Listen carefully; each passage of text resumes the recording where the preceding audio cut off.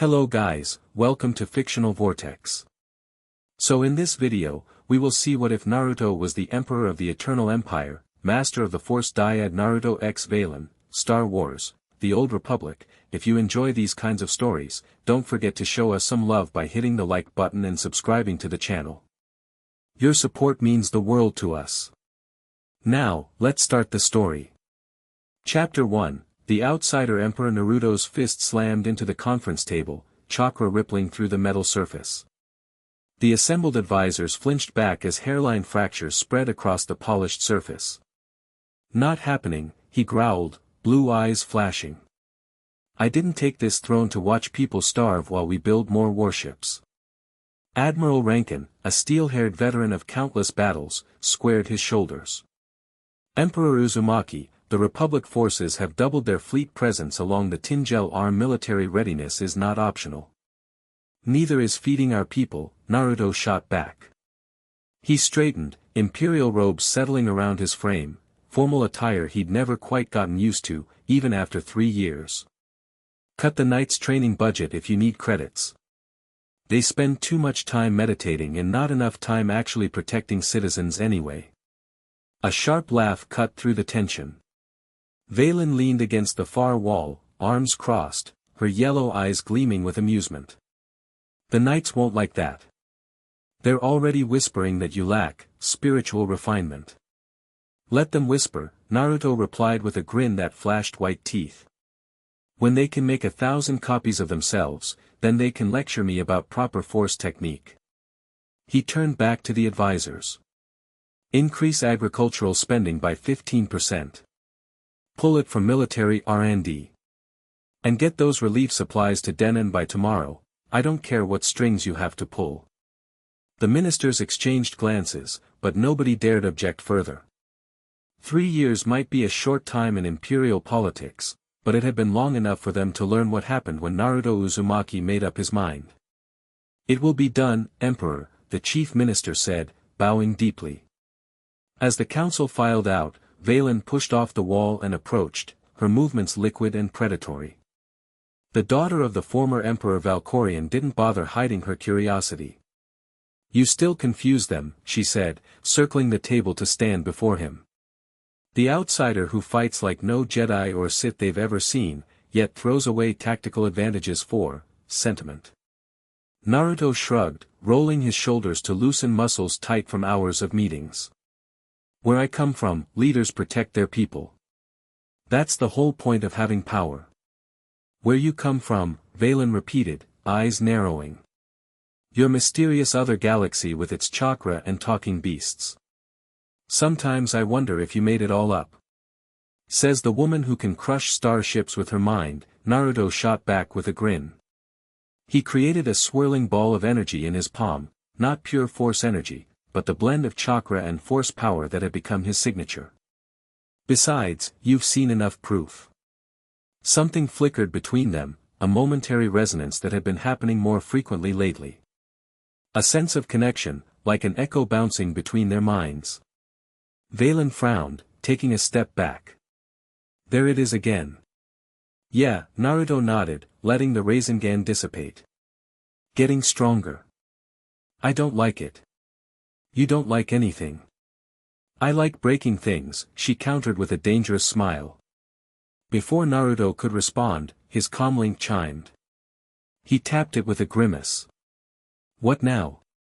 Emperor, came the clipped voice of Security Chief Beniko, we've detected unusual activity in the lower palace sectors.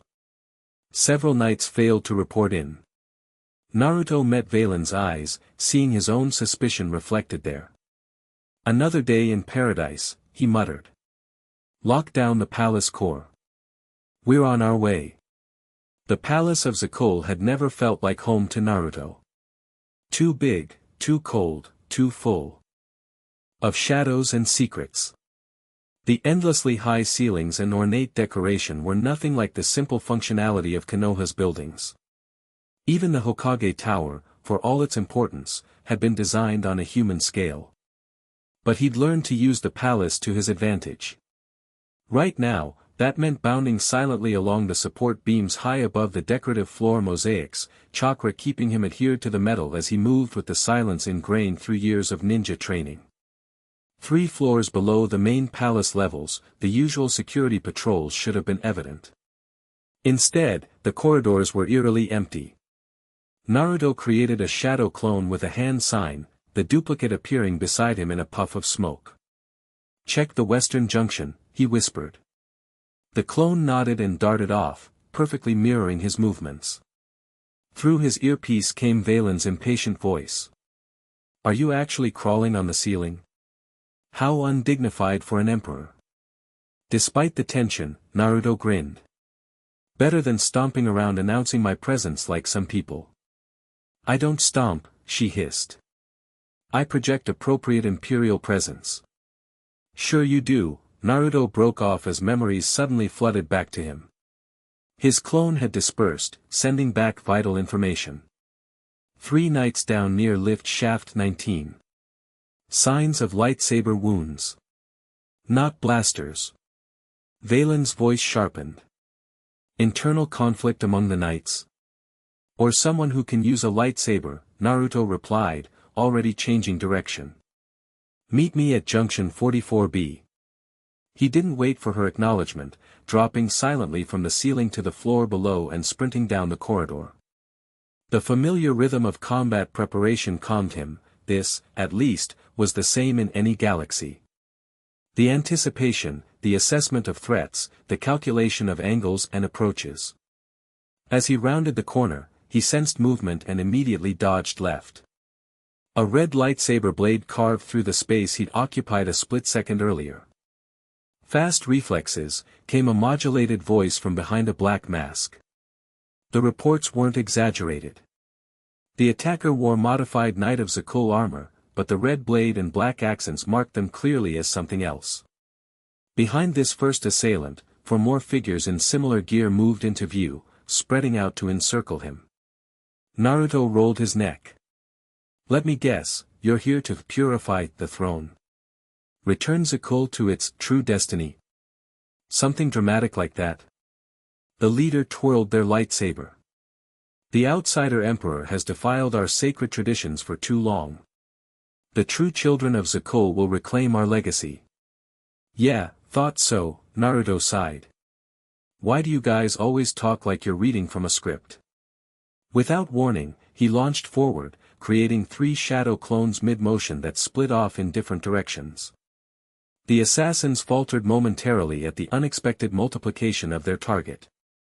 Naruto pressed the advantage, drawing not a lightsaber but a specially crafted kunai from his sleeve. The blade glowed with a blue-white energy field, a hybridized design merging ninja tools with cortosis weave and energy-focusing crystals.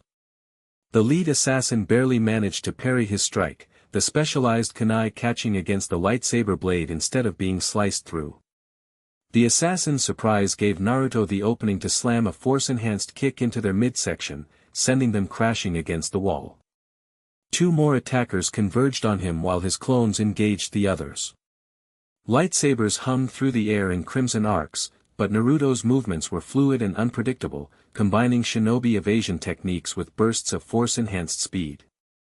"The Emperor fights his own battles," one assassin said, voice tinged with surprise.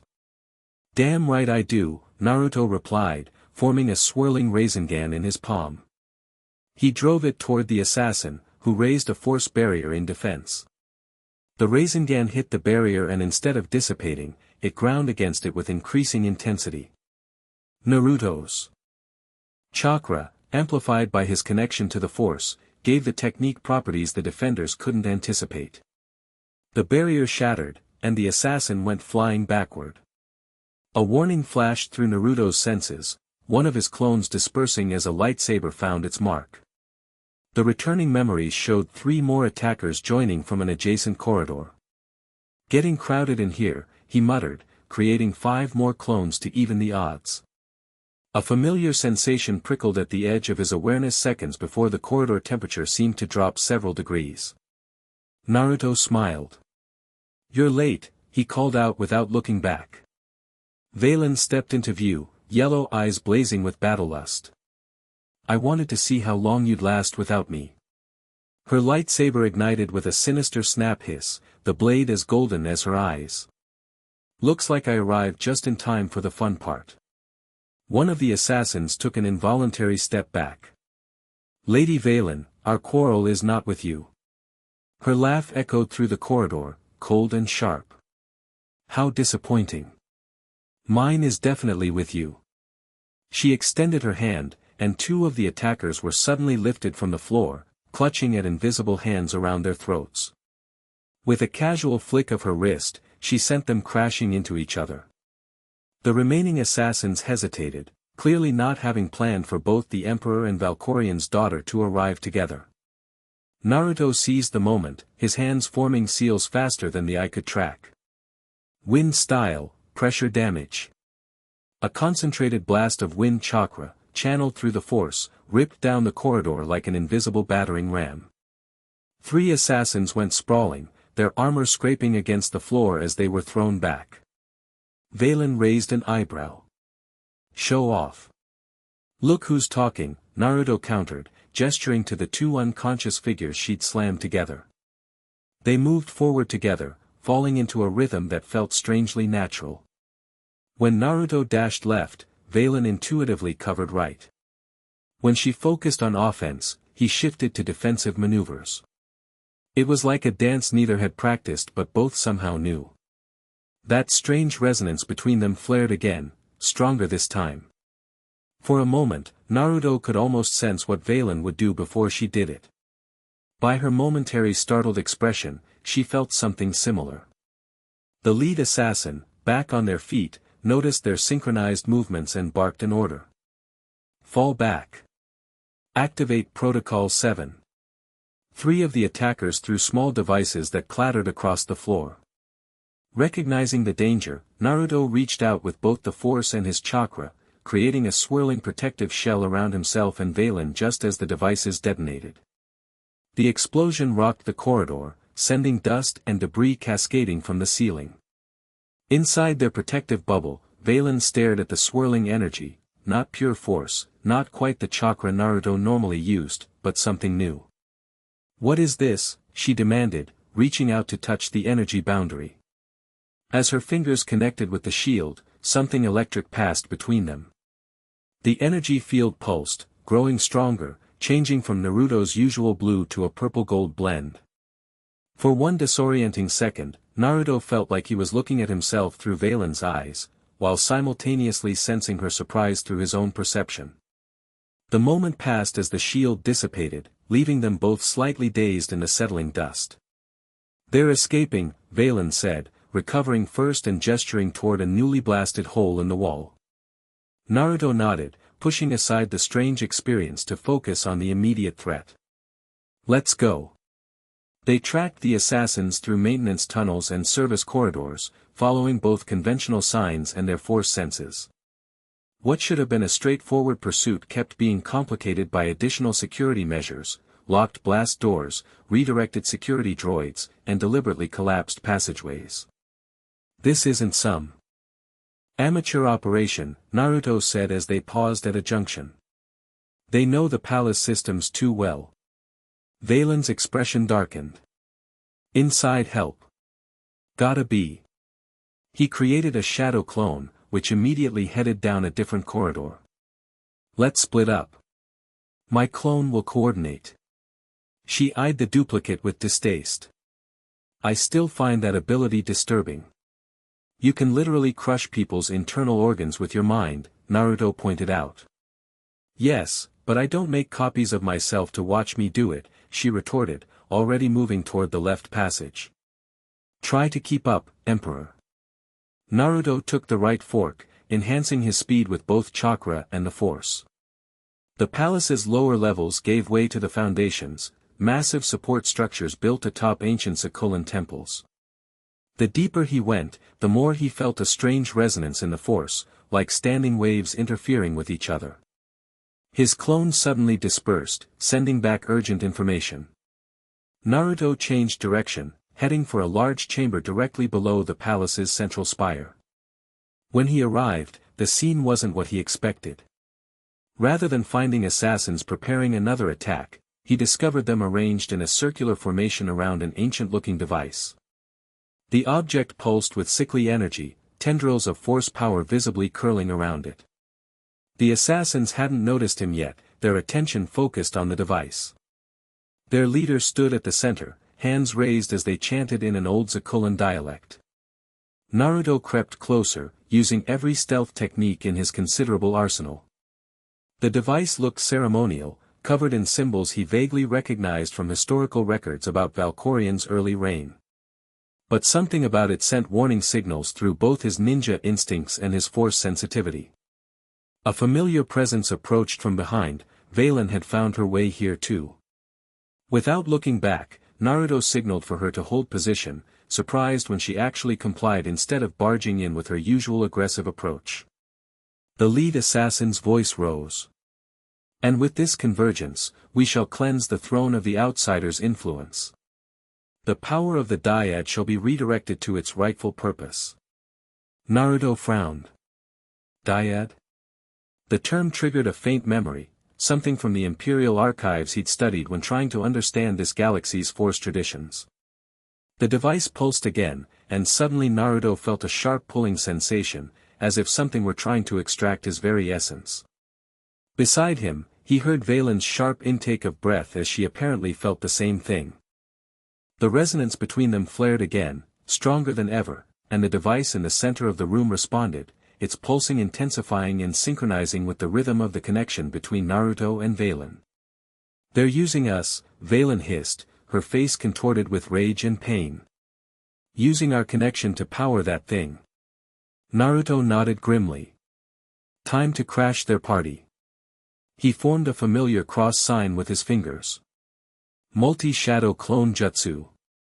Instantly, the chamber filled with 30 perfect copies of the Emperor, appearing in puffs of smoke all around the circular formation. The assassins broke their chant, spinning in confusion at the sudden multiplication of their target. "What is this?" their leader demanded, lightsaber igniting. "This," Naruto said as he and his clones each formed a Rasengan, "is why you don't mess with a ninja." The clones attacked from all directions, driving the assassins back from the device. Simultaneously, Vaylin unleashed her considerable force power, lifting 3 attackers and slamming them into the ancient stone walls with bone-crushing force. "The device," the leader shouted. "Protect the artifact at all costs." Several assassins formed a defensive ring around the pulsing object. Naruto felt the pulling sensation intensify as they redirected its focus, deliberately targeting the energy connection between him and Vaylin. Pain lanced through him, and through their increasingly strong bond, he felt Vaylin experiencing the same. Their eyes met across the chamber, and something unspoken passed between them.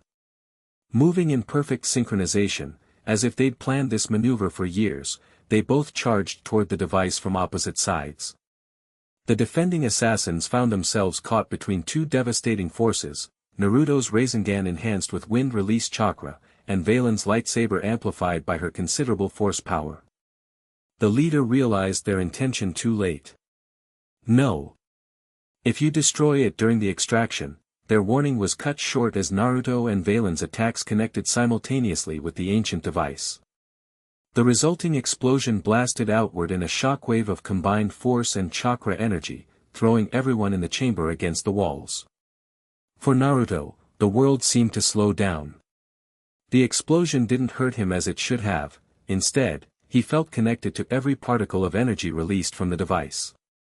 Across from him, Vaylin's eyes widened as she apparently experienced the same phenomenon. For one breathtaking moment, he could feel everything Vaylin felt, her rage, her confusion, the constant pain from years of conditioning at her father's hands, her reluctant fascination with Naruto himself. And he knew, without doubt, that she was experiencing his emotions too, his homesickness for Konoha, his determination to protect his new people, his struggle to adapt to imperial politics, his growing attachment to her despite her dangerous reputation. The moment passed, and reality crashed back into normal speed. The device lay in fragments, the assassins scattered and mostly unconscious. Naruto found himself on one knee, breathing heavily, while Vaylin leaned against a pillar for support. What, she demanded between breaths, was that? Naruto shook his head, trying to clear the lingering sensations of their momentary complete connection. I think we just found out why they called us a dyad. Hours later, after security teams had detained the surviving assassins and technicians began analyzing the destroyed device, Naruto stood on his private balcony overlooking Zakul's gleaming skyline. The cityscape stretched to the horizon, buildings catching the light of the setting sun. It was beautiful, but it still didn't feel like home. He sensed Vaylin's approach before she spoke. That awareness had been growing stronger by the hour since the incident in the Foundation chamber.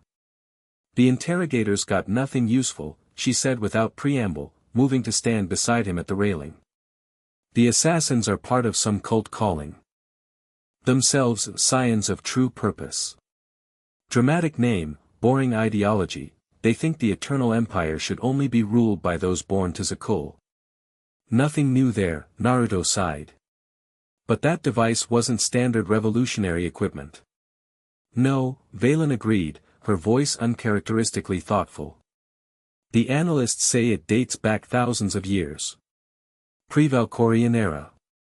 Something to do with harnessing dyadic connections in the Force. Naruto turned to look at her. The fading sunlight caught in her dark hair, highlighting the constant tension in her features. Yet there was something different about her now, a slightly less guarded quality, perhaps because she knew hiding her feelings was pointless when he could sense them so clearly through their strengthened bond. You know what's happening between us, he said. It wasn't a question. Vaylin's lips thinned. I suspected. I've read the old texts, Force dyads are rare. A connection between two Force users that makes them stronger together than apart. They appear maybe once in several generations. And someone knew about ours before we did, Naruto added, thinking of the assassin leader's words. They tried to use it to power that device. Which means we're a target now. Vaylin's hand drifted to her lightsaber. More of a target than usual, anyway. Naruto laughed softly. Story of my life. Different galaxy, same problems. He found himself remembering the day that had brought him here, a joint mission with Sakura and Sai that had gone catastrophically wrong. A forbidden jutsu they'd encountered, a dimensional rift none of them had anticipated. His teammates pulled back to safety while he was drawn through to this galaxy far, far away. 3 years of building a new life, of learning about the Force, of finding his place in this complex political landscape of Republic, Empire, and Zakul. 3 years of missing home while knowing he might never return. And now, this unexpected connection with the most dangerous and unpredictable ally he had. You're thinking about your home again, Vaylin said suddenly, her tone accusatory. I can feel it. Naruto raised an eyebrow. The dyad goes both ways. I can feel your constant anger too. You'd be angry too if you'd been locked away on Nathema for years, she snapped. Probably, he agreed, not rising to the bait. Just like you'd miss your home if you were thrown into a completely different galaxy. Vaylin turned away, but not before he caught the flicker of something like understanding in her expression. The bond between them hummed with complex emotions neither was ready to articulate. The Security Council wants to meet about this dyad situation, she said after a moment. They're concerned about potential, strategic implications. Naruto groaned. More meetings. Just what I needed. I told them you'd say that, Vaylin replied, a rare hint of amusement in her voice. I suggested they prepare actual useful information unless they want to see what happens when both of us are irritated simultaneously. That startled a genuine laugh from Naruto. Now that's a diplomatic approach I can get behind. For a brief moment, they shared something close to camaraderie, two outsiders in their different ways, bound together by forces neither fully understood. The moment was shattered by Naruto's comlink chiming urgently. He activated it with a frown. What is it? Emperor, came Security Chief Beniko's tense voice, we've detected unauthorized ships approaching from the outer rim. They're not responding to hails, and their configuration doesn't match any known Republic or Sith Empire vessels. Naruto met Vaylin's eyes, seeing his own suspicion reflected there. Looks like our day isn't over yet. Good, she replied, igniting her lightsaber with a vicious smile. I was getting bored. As they headed back inside to deal with this new threat, Naruto couldn't shake the feeling that the assassination attempt and the mysterious device were just the beginning. Something larger was unfolding, something connected to the unprecedented force dyad forming between himself and Valkorion's daughter. Whatever came next, at least he wouldn't face it alone. Whether that was reassuring or concerning remained to be seen. The command center hummed with activity as officers tracked the approaching vessels. Holographic displays showed 12 ships in formation, their design sleek and predatory. Analysis? Naruto demanded, striding into the room with Vaylin close behind. Admiral Rankin gestured to the central display. Unknown configuration, but energy signatures suggest advanced weapons systems. They're maintaining communication silence and approaching on a direct vector to Zakul. Subtle, Vaylin commented dryly. Naruto studied the formation. His years as a shinobi had taught him to look underneath the underneath, and something about this approach felt wrong. They're too obvious, he said, pointing to the display. 12 ships coming straight at us. That's not an attack, it's a distraction. Security Chief Beniko nodded in agreement. I've already dispatched additional patrols to cover other approach vectors, Emperor. A junior officer rushed into the command center, face pale. Sir. We've detected a security breach in the tributary district. Reports of lightsaber combat and, he hesitated, glancing at Naruto, and someone using abilities similar to the Emperor's. Naruto and Vaylin exchanged looks. Through their strengthening bond, he could sense her coming to the same conclusion. The assassination attempt, Naruto said, the device, now this. Someone's coordinating all of it. Vaylin's eyes narrowed. Someone who knows about our dyad. Admiral, coordinate the fleet response, Naruto ordered. Chief Beniko, lock down the palace and government district. Vaylin and I will handle the tributary breach. Emperor, protocol dictates, Beniko began. Protocol can wait, Naruto cut her off. If they're targeting the dyad, we need to confront this directly. He didn't wait for further argument, already heading for the exit with Vaylin falling into step beside him. As they moved, he created 4 shadow clones that split off in different directions, backup plans and additional intelligence gathering. You're getting better at commanding, Vaylin observed as they boarded a palace speeder. Less asking, more telling. Naruto grinned as he took the controls. 3 years of people trying to kill me for this job has its benefits. The speeder shot away from the palace, diving down toward the tributary district, a sector of Zakul where several major power and data conduits converged. If someone wanted to disrupt the capital's infrastructure, that would be an ideal target. As they flew, Naruto's mind raced through possibilities. The attackers in the palace knew too much about our security systems. Now we have ships as distraction and ground forces targeting critical infrastructure. This isn't random. Obviously, Vaylin replied, but without her usual bite. Through their bond, he could feel her analyzing the situation as well. The scions of true purpose are too small for this scale of operation. Which means they're working with someone bigger, Naruto concluded, banking the speeder sharply to avoid traffic. Someone with resources. Vaylin tensed suddenly, her hand gripping the speeder's frame. There. Below them, explosions rippled through a row of buildings near the main tributary junction. Even from this distance, Naruto could make out figures moving through the smoke, some wielding lightsabers with familiar red blades. He brought the speeder into a steep dive, enjoying the momentary thrill of freefall. Some things were universal across galaxies, the rush of heading into battle, the focus of facing a worthy opponent, the satisfaction of protecting what mattered.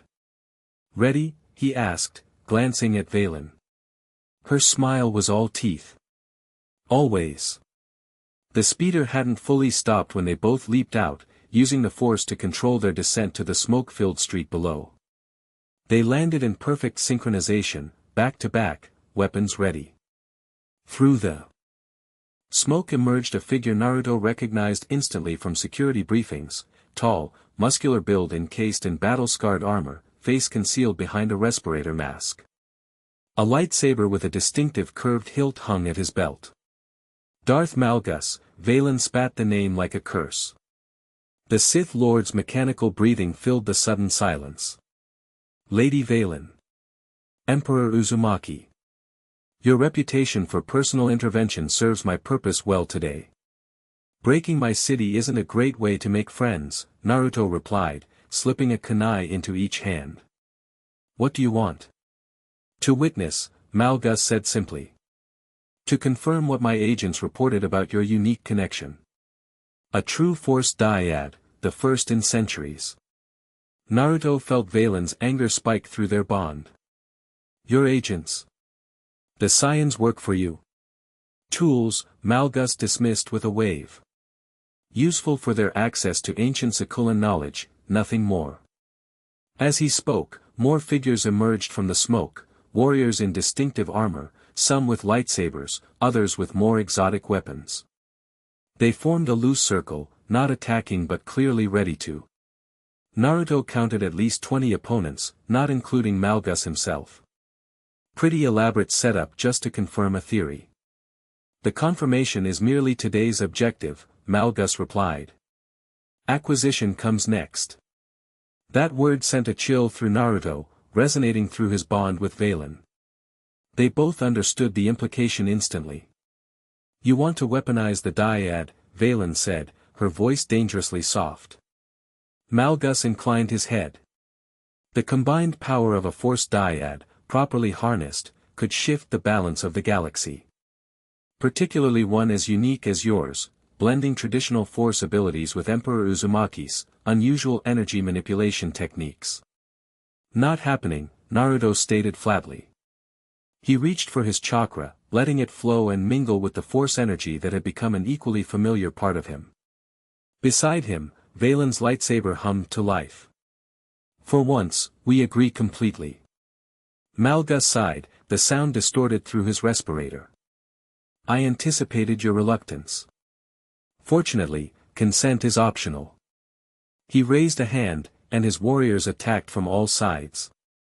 Naruto and Vaylin moved as one, their fighting styles complementing each other without conscious coordination. Where he created space with sweeping chakra-enhanced strikes, she filled it with precise lightsaber work. When she used the Force to throw attackers back, he was already moving to intercept them. Through their bond, combat intuition flowed both ways. Naruto found himself anticipating lightsaber techniques he'd never formally studied, while Vaylin executed acrobatic maneuvers that showed clear influence from his shinobi fighting style. This is new, Naruto called out as he flipped over an attacker, slapping an explosive tag on their back before landing. Vaylin deflected a flurry of blaster bolts, her lightsaber a golden blur. Useful, though. The explosive tag detonated, sending the warrior flying into two of his companions. Naruto followed up with a wind release technique that turned the resulting debris into projectiles, forcing another group of attackers to dive for cover. Throughout the battle, Malgus observed without joining, his masked face impossible to read. His attention seemed focused on the moments when Naruto and Vaylin's abilities visibly synchronized, when the boundary between Force and Chakra blurred. One of Malgus's lieutenants pressed forward, wielding a staff that crackled with energy capable of blocking lightsabers. The warrior engaged Vaylin directly, matching her speed and forcing her onto the defensive. Naruto sensed her frustration building to dangerous levels. Through their bond, he could feel how she typically channeled her rage into overwhelming force, a strategy that worked against most opponents but was draining her against this well-prepared adversary. Without conscious thought, he sent a pulse of calm through their connection, not suppressing her anger, but helping her focus it. Vaylin's eyes widened momentarily as she felt his influence, then narrowed in concentration. Her fighting style shifted subtly, becoming more measured and precise. The next time the lieutenant lunged, she sidestepped rather than meeting force with force, letting the attacker's momentum carry them past her. Her lightsaber flashed once, and the warrior collapsed. Not bad, she acknowledged, her breathing barely elevated. Naruto grinned, creating 3 shadow clones to engage the next wave of attackers. We make a decent team when you're not threatening to kill me. Don't get used to it, she replied, but he could feel the reluctant amusement through their bond. The battle flowed around them, but something felt off. Malgus's forces were skilled but didn't seem to be fighting to win, more to test, to probe, to measure capabilities. That suspicion was confirmed when Malgus finally stepped forward, raising his hand. His warriors immediately disengaged, falling back to form a perimeter. Impressive, the Sith Lord said. The reports did not exaggerate. Your connection strengthens by the hour, soon you'll be capable of abilities neither of you could achieve alone. Thanks for the performance review, Naruto shot back. Now get your people out of my city before I really get annoyed. Malgus activated his lightsaber, the red blade humming ominously. One final test. He moved with shocking speed for someone of his size, crossing the distance to Naruto in a blur of motion. Only years of facing opponents like Rock Lee and Might Guy prepared Naruto for such velocity. He ducked under the first swing, the lightsaber passing close enough to singe his hair. Vaylin moved to intercept, but 3 of Malgus's warriors immediately engaged her, keeping her occupied. Naruto created a Rasengan, pouring both chakra and force energy into the swirling sphere. When Malgus struck again, Naruto met the lightsaber with his technique. The energies clashed, creating a screeching sound and a shower of sparks. Fascinating, Malgus commented, pressing forward. Your chakra provides structure while the force adds raw power. Together, they can withstand even a lightsaber. I'm more than a science experiment, Naruto growled, pushing back. He sensed Vaylin's frustration through their bond as she dispatched one warrior only to have 2 more take their place. They were being deliberately separated, tested individually. That realization sparked an idea. If Malgus wanted to study their dyad, why not show him exactly what they could do? Naruto reached through their bond, projecting his plan. In feelings rather than words. He felt Vaylin's momentary surprise, followed by understanding and, most shockingly, trust. In one fluid motion, Naruto disengaged from Malgus and threw himself into a backward flip. Mid-air, he created 5 shadow clones that spread out to engage Malgus and his nearby warriors. Simultaneously, Vaylin used the force to hurl her opponents away from her. The moment she was clear, she reached out with the force, catching Naruto as he landed and launching him high into the air. As he soared upward, Naruto formed the hand signs for his most powerful technique. Clone after clone appeared around him, filling the air above the battlefield. Each clone began forming a Rasengan, but not the standard version. These incorporated wind release, transforming into Rasen Shuriken. Malgus looked up, his body language showing the first signs of concern. Now! Naruto shouted. Below, Vaylin gathered her considerable force power and directed it upward, connecting with Naruto through their dyad bond. The energy flowed between them, amplifying and transforming both their abilities. The Rasen Shuriken in each clone's hand changed color, shifting from blue-white to a purple-gold blend as Vaylin's force energy merged with Naruto's chakra. The clones hurled their techniques downward in a coordinated barrage. Malgus raised both hands, creating a force barrier around himself and his closest warriors. The first few enhanced Rasen Shuriken hit the barrier and began grinding against it, creating a sound like tearing metal.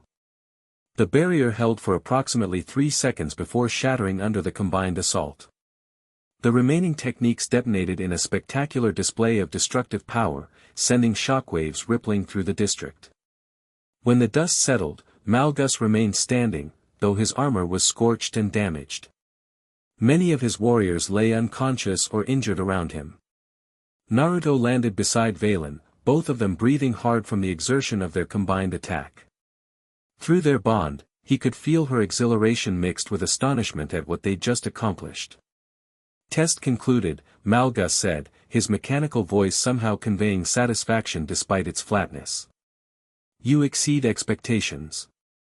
We're just getting started, Vaylin warned, her lightsaber still humming.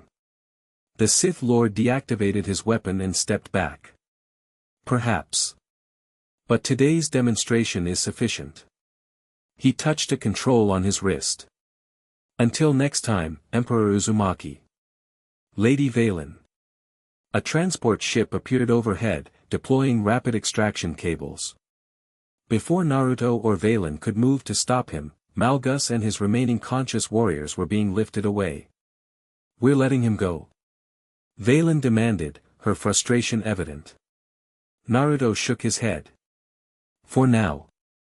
He wasn't here to win, he got what he came for. Information, she agreed grimly. About our capabilities. Which means he'll be back, Naruto said, watching the ship disappear into Zuko's busy skyways. With a better plan. Around them, emergency services were already responding to the damage from the battle. Naruto created a dozen shadow clones to assist with rescue efforts, dispatching them to search for civilians caught in the crossfire. Vaylin observed this with a mixture of curiosity and something close to respect. Your first instinct is always to help, she noted. Even after a battle. Naruto shrugged. That's what power is for. Through their bond, he felt her contemplating this idea, so different from the lessons Valkorion had taught her about power being for domination and control.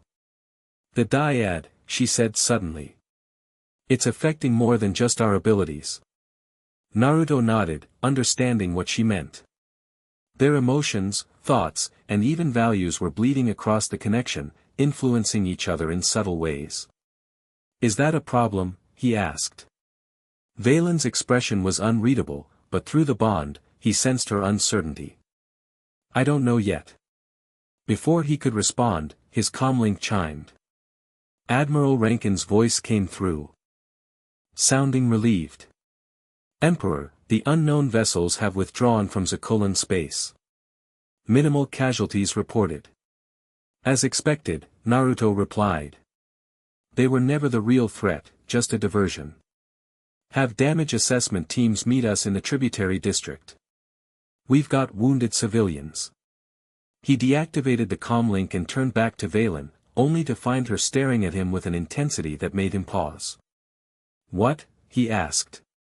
I've never worked with anyone like this before, she said quietly. Trusting someone else in battle. It's unfamiliar. Naruto smiled. Get used to it. Something tells me Malgus isn't going to give up easily, and we're stronger together than apart. For once, she didn't argue. Later that night, Naruto stood in the Imperial Archive, holographic records floating around him as he searched for information about Force Dyads. The ancient texts were fragmentary, many deliberately destroyed during various purges throughout galactic history. Finding anything useful? Vaylin asked as she entered, her footsteps silent on the polished floor. Naruto gestured to the scattered records. Bits and pieces.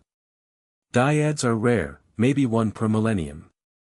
The records talk about two that are one, power magnified beyond sum of parts, that kind of thing. Nothing specific about what we did today. Nothing that precise, he admitted. Though there's mention of abilities neither user could achieve alone. Vaylin moved closer, examining a record that detailed an ancient dyad from the early days of the Jedi Order. It says here the connection typically forms between those with complementary aspects of the Force. Light and dark. Creation and destruction. That tracks, Naruto said with a wry smile. You're definitely the destruction half. She didn't rise to the bait, her expression remaining serious. What happens if one half of the dyad dies? The question hung in the air between them. Naruto frowned, searching through the records. Not clear, he finally said. Some accounts suggest trauma, loss of abilities. Others hint at something worse, like losing part of yourself. Vaylin's voice was carefully neutral. So we're vulnerabilities to each other now. Or strengths, Naruto countered. He deactivated the records with a wave of his hand. Depends how you look at it. Through their bond, he could sense her struggling with the implications. Vaylin had survived by relying on no one, trusting no one after years of manipulation by her father. The dyad forced a connection she hadn't chosen or prepared for. For what it's worth, Naruto said quietly, I didn't ask for this either. I didn't ask to be pulled from my world, didn't ask to end up emperor, definitely didn't ask for a forced bond with someone who threatened to kill me when we first met. That drew a reluctant smile from her. I threaten to kill most people when I first meet them. Fair point, he acknowledged with a laugh. The moment of levity passed, and Vaylin's expression grew serious again. Malgus will return. He wants to use our dyad for something specific. Yeah, Naruto agreed. The question is what? He thought about all he'd learned of this galaxy's complex history, the endless conflict between Jedi and Sith, Republic and Empire. Somewhere in that tangled web lay the answer to Malgus's interest in their unique connection. Whatever it is, Vaylin said, he won't take us by surprise next time. Naruto nodded, feeling the weight of his imperial responsibilities alongside this new personal challenge. We'll be ready. Through their strengthening bond, determination flowed both ways, a shared resolution that whatever came next, they would face it together. Beyond the archive windows, Sakul's endless cityscape glittered with lights against the night sky. Not home, Naruto thought, but worth protecting all the same. Chapter 2, Echoes of Nathema. Naruto dodged the incoming diplomatic datapad, which smashed against the wall behind his throne. You can't seriously be considering this, Admiral Rankin fumed, his face flushed red beneath his gray hair. The Republic delegation wants unrestricted access to our orbital defense grids. It's not diplomacy, it's intelligence gathering. I know exactly what it is, Naruto replied, remaining calm as he leaned forward on his throne. The golden seat, too ornate for his taste, had at least been modified to be comfortable during these marathon sessions. But rejecting them outright just confirms what they already suspect. Security Chief Beniko stepped forward, her expression carefully neutral. Emperor, the Republic believes we're rebuilding the Eternal Fleet. These diplomatic overtures are thinly veiled attempts to confirm their suspicions. Which we're not, Naruto said, standing up and stretching. He'd been in this meeting for 3 hours already, and his patience was wearing thin. So let them look. Limited access, controlled tours, the works. They find nothing because there's nothing to find. A trap within a trap, came Vaylin's voice from the shadowed corner where she'd been silently observing. She stepped forward, yellow eyes gleaming with interest. Let them think they're the ones gathering intelligence while we learn what they're really after. Naruto nodded. Exactly. And if they're genuinely worried about Sakul's military capabilities, showing them we're not building another fleet might actually prevent unnecessary conflict. Admiral Rankin looked like he might burst a blood vessel. The Republic cannot be trusted. Supreme Commander Malcolm lost his son fighting the Eternal Empire, Naruto finished for him. I've read the files, Admiral. I know our history. But continuing old patterns guarantees old results. He created a shadow clone with a casual hand sign, the duplicate appearing beside him in a puff of smoke. My clone will work with you on the details. Limited access, heavy security, no compromising strategic information. But we show them enough to make it clear we're not rebuilding the fleet. The clone grinned and gave a thumbs up to the still fuming admiral. Let's make this work, believe it. As the military advisors filed out, Naruto's clone cheerfully leading the way, Vaylin approached the throne. Through their bond, Naruto felt her curiosity mingled with something else, approval. Your approach to diplomacy remains unconventional, she said. Naruto shrugged, jumping down from the throne's elevated platform in a single fluid motion. Conventional diplomacy got us endless war. Maybe unconventional works better. Or maybe you're just too trusting, she countered, but without her usual bite. Their dyad bond had been growing steadily stronger in the 2 weeks since Malgus's attack. Naruto found himself increasingly aware of Vaylin's emotional state, sometimes catching echoes of her thoughts. It made their interactions both more comfortable and more complicated. Speaking of trust, Naruto said, lowering his voice, any news about our Sith friend? Vaylin's expression darkened. Nothing concrete. My contacts in the underworld report unusual movement of old artifacts, things related to force bonds and ancient Sith rituals. More pieces of the puzzle, Naruto muttered. But still no picture. His comlink chimed, interrupting further discussion. The voice of his chief steward came through, sounding apologetic. Emperor, the Nathema research team requests your immediate attention. They've encountered difficulties. Naruto and Vaylin exchanged glances, a spike of tension flowing through their bond. Nathema, the dead world where Valkorion had imprisoned Vaylin during her childhood, conditioning her powers through torture and isolation. We'll be right there, Naruto replied, already moving toward the exit with Vaylin falling into step beside him. Through their bond, he felt her anxiety building, a swirling mass of painful memories and raw anger that she kept tightly controlled.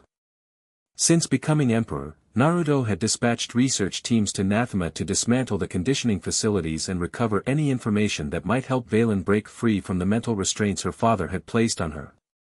You don't have to come, he said quietly as they walked. I can handle this. Vaylin's jaw tightened. I won't hide from my past. Her determination resonated through their connection, and Naruto didn't argue further. He understood too well the need to confront one's demons. The research team had set up in a secure wing of the palace, converting a series of chambers into laboratories where they could safely examine artifacts and data recovered from Nathema. The lead scientist, a Zabrak named Dr. Kanner, met them at the entrance, her expression grave. Emperor, Lady Vaylin, she bowed slightly. Thank you for coming quickly. What's the problem? Naruto asked, getting straight to the point. Dr. Kanner led them into the main laboratory, where a cylindrical device sat on a central examination table, surrounded by energy containment fields. The object appeared ancient, its surface covered in intricate etchings that seemed to shift and move when viewed directly. We recovered this from the deepest level of the conditioning facility, Dr. Kanner explained. It appears to be far older than Valkorion's experiments, something he found and repurposed, rather than created. And? Vaylin prompted, her voice tight. Through their bond, Naruto felt her recognition, she had seen this device before. It contains recordings, the scientist continued. Conditioning protocols specifically designed for Lady Vaylin. But when we attempted to access them to understand how to undo the conditioning, the device reacted. As if on cue, the etchings on the device pulsed with sickly yellow light. Naruto felt a disturbing resonance through the force, similar to what he'd experienced with the artifact Malgus's followers had used. Reacted how? He asked, moving closer to the containment field.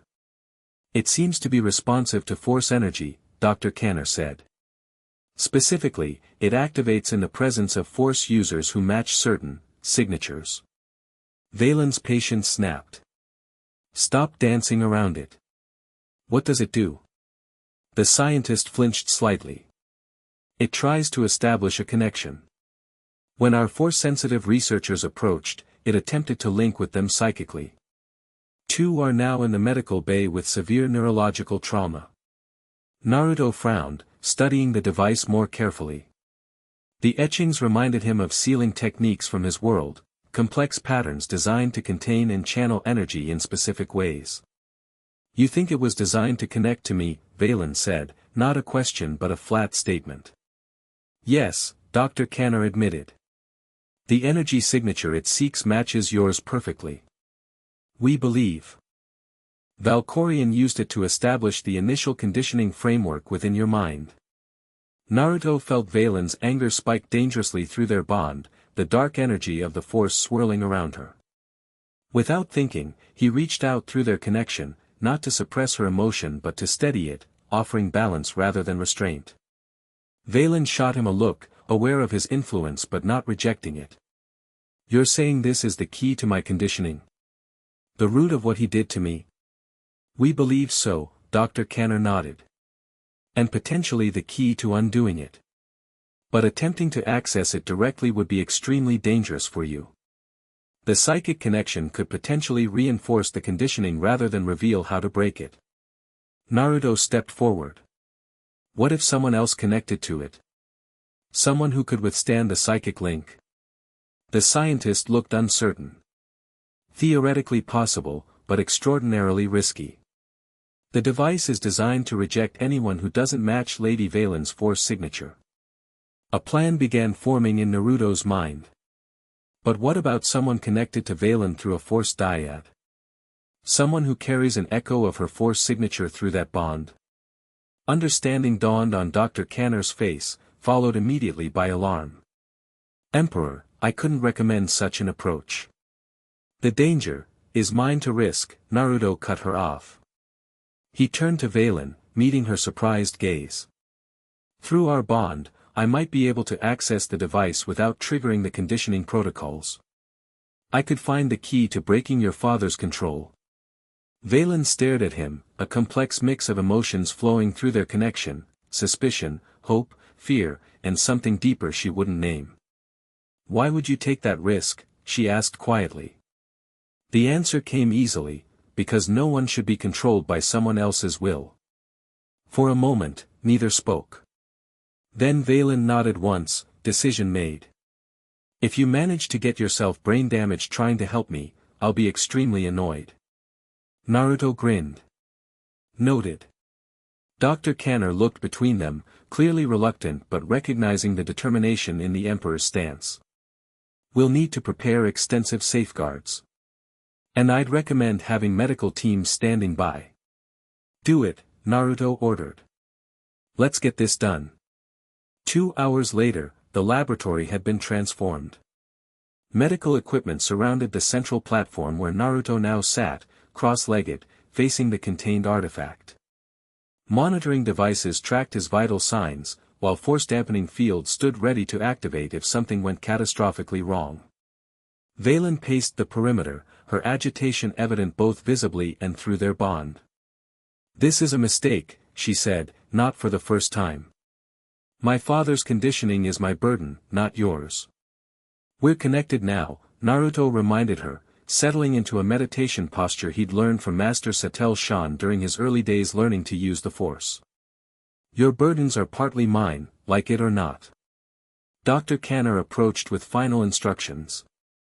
Once we lower the containment field, the device will likely attempt an immediate connection. Focus on your bond with Lady Vaylin. It should provide both access and protection. If you feel the connection becoming overwhelming, give the signal and we'll reactivate the field immediately. Naruto nodded, taking a deep breath. He closed his eyes, focusing inward to where his chakra network intertwined with his force sensitivity. The two energies had become increasingly integrated over his years in this galaxy, creating something unique, neither pure chakra nor conventional force power. He extended his awareness to the dyad bond, feeling Vaylin's presence like a storm on the horizon, powerful, dangerous, but also familiar now. Through their connection, he sent a wordless reassurance. Ready, he said, opening his eyes. Dr. Kanner nodded to her team, and the containment field surrounding the artifact shimmered and disappeared. Immediately, the etchings on the device flared to life, pulsing with sickly light. Tendrils of energy reached out, seeking, probing. Naruto held his ground, neither reaching for the device nor pulling away. He kept his focus on the dyad bond, using it as both shield and bridge. The energy tendrils touched his consciousness, recoiling initially at the unfamiliar signature. Then, detecting the echo of Vaylin through the dyad, they surged forward again, wrapping around his mind. The laboratory vanished. Naruto found himself standing in a vast, empty plain. The sky above was a void, not black, not any color at all, just absence. The ground beneath his feet seemed solid but had no texture or substance. In the distance, a single structure rose from the nothingness, a temple or fortress of alien design. A mindscape, he murmured, recognizing the concept from his encounters with Kurama within his own consciousness. This was a psychic representation of the device's programming, or perhaps of Vaylin's conditioning itself. He began walking toward the distant structure, aware of invisible presences watching from the void around him. The emptiness reminded him of descriptions he'd heard of Nathema itself, a world stripped of the Force, a dead place where nothing grew or lived. As he neared the structure, details emerged. The temple was constructed of black stone veined with pulsing yellow energy, the same sickly color as the artifact's etchings. The entrance was a gaping maw, unwelcoming and threatening. Naruto paused at the threshold, extending his senses. Through the dyad bond, he could still feel Vaylin in the physical world, her anxiety, her fear, her hope. Drawing strength from that connection, he stepped inside. The interior was a maze of corridors and chambers, all shifting and changing as he watched. Words in an ancient language appeared on the walls, glowing briefly before rearranging into new patterns. Naruto recognized enough to understand they were commands, restrictions, boundaries, the fundamental structure of Vaylin's conditioning. How do I find the core? He wondered aloud. In response to his voice, the corridor before him stabilized, forming a direct path forward. Suspicious but seeing no alternative, Naruto followed it. The path led to a central chamber dominated by a pulsing crystal suspended in midair. Within the crystal, a child's figure was visible, young Vaylin, frozen in a moment of pain and fear. Naruto's chest tightened at the sight. Even without understanding the full extent of what Valkorion had done, the cruelty was evident. To trap a child's consciousness, to reshape it through pain and isolation, it was monstrous. He approached the crystal cautiously. As he drew closer, the child's eyes opened, fixing on him with a gaze too old, too knowing for her years. "You don't belong here," young Vaylin said, her voice echoing strangely. "This place is for me alone." "I came to help," Naruto replied, stopping a few paces from the crystal. The child laughed, a hollow sound. "Help? No one helps. They control or they fear or they use. No one helps." "I'm not your father," Naruto said firmly. "I'm not here to control you." "Then why are you here?" The child's form shifted, aging to adolescence, Vaylin as a teenager, still trapped within the crystal. "What do you want from me?" Naruto considered his answer carefully. "I want you to be free to choose. Your power, your life, your path, they should be yours, not programmed by someone else." The teenage Vaylin studied him, suspicious. "Lies. Everyone wants something." "Fine," Naruto admitted. "I want you as an ally, not an enemy. I want to understand this dyad between us. I want to know I won't have to watch my back around you because of triggers your father planted." The honesty seemed to reach her. The crystal pulsed, and teenage Vaylin shifted again, becoming the adult version Naruto knew, proud, dangerous, wounded. "You think you can break what my father created?" she asked, her voice stronger now. "Many have tried. Some I killed for the attempt." "I'm not trying to break you," Naruto clarified. "Just the chains he put on you." He reached out, not physically but through their dyad bond, sending the essence of his intent, freedom, choice, potential. The crystal vibrated in response, cracks appearing across its surface. "There," adult Vaylin said, pointing to the fractures. "The weak points in his design. Points where my will fought back during the conditioning." Naruto studied the pattern of cracks, memorizing their location. "These are the keys to breaking the conditioning permanently." "Perhaps," she replied. "Or perhaps trying will destroy my mind entirely. Are you willing to take that risk, Emperor?" Before he could answer, the temple around them shuddered violently. The walls began to crack, yellow energy pouring through like blood from a wound. "Someone else is here," Vaylin hissed, her form flickering within the crystal. "Someone is interfering." Naruto spun around, sensing a familiar presence, cold, calculating, powerful. Malgus. The Sith Lord's voice seemed to come from everywhere and nowhere. "Impressive, Emperor Uzumaki. Navigating another's conditioning through a dyad bond. You continue to exceed expectations. How are you here? Naruto demanded, dropping into a defensive stance. Did you think you were the first to study Valkorian's work on Nathema? Malgusa's laugh echoed through the crumbling mindscape. I've been monitoring these artifacts for years. Your scientists merely activated dormant tracking protocols when they began their examinations. The crystal containing Vaylin pulsed erratically, her form inside becoming distorted. He's trying to extract the conditioning framework, she gasped. To replicate it. Rage surged through Naruto, not just his own, but Vaylin's as well, flowing through their bond. Not happening, he growled. He reached deep within himself, to where Kurama's chakra resided. Since arriving in this galaxy, his connection to the Ninetales had changed, less adversarial, more symbiotic, as they both adapted to this strange new reality. Kurama, he called internally. I need your help.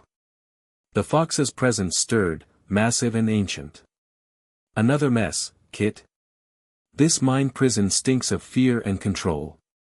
Someone's trying to steal the controls. To use them.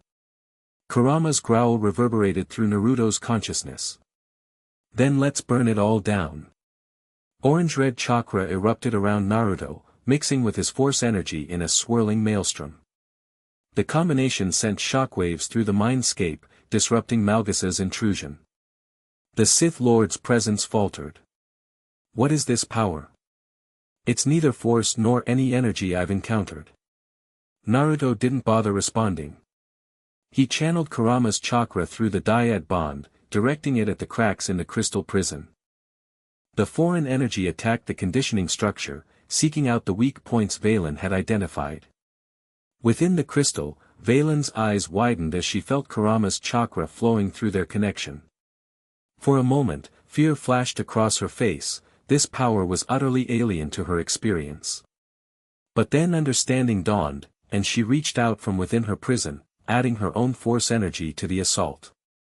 The crystal fractured further, spiderwebbing with cracks that glowed orange-gold where Kurama's chakra met Vaylin's force energy. The temple around them shook more violently, chunks of the psychic architecture falling into the void. Stop! Malgus commanded, his presence attempting to reassert control over the artifact. You'll destroy invaluable knowledge. That's the idea, Naruto shot back. With a final surge of combined energy, Naruto's chakra, Kurama's power, Vaylin's force strength, all flowing through their dyad, the crystal shattered. Vaylin's form dissolved into pure energy that swirled around the chamber before rushing toward Naruto. The mindscape collapsed, reality twisting and folding in on itself as the artifact's programming disintegrated. Naruto opened his eyes with a gasp, finding himself back in the laboratory. The artifact before him was cracked down the center, smoke rising from its now dark surface. Alarms blared as medical personnel rushed forward. Emperor! Dr. Kanner called, concern evident in her voice. Are you alright? Your vital signs went haywire. Before he could respond, Vaylin pushed through the medical team, her face pale but her eyes blazing with an intensity he'd never seen before. Through their bond, he felt something new, a sense of lightness, of barriers falling away. It worked, she said, her voice barely above a whisper. I can feel it. The walls in my mind, they're gone. Naruto grinned despite his exhaustion. Told you I could help. Vaylin opened her mouth to respond, but was interrupted by a security alert blaring from the palace comm system. Security Chief Beniko's voice came through, tense and urgent. Emperor, we have multiple security breaches throughout the palace. Unknown infiltrators have bypassed our systems using high-level access codes.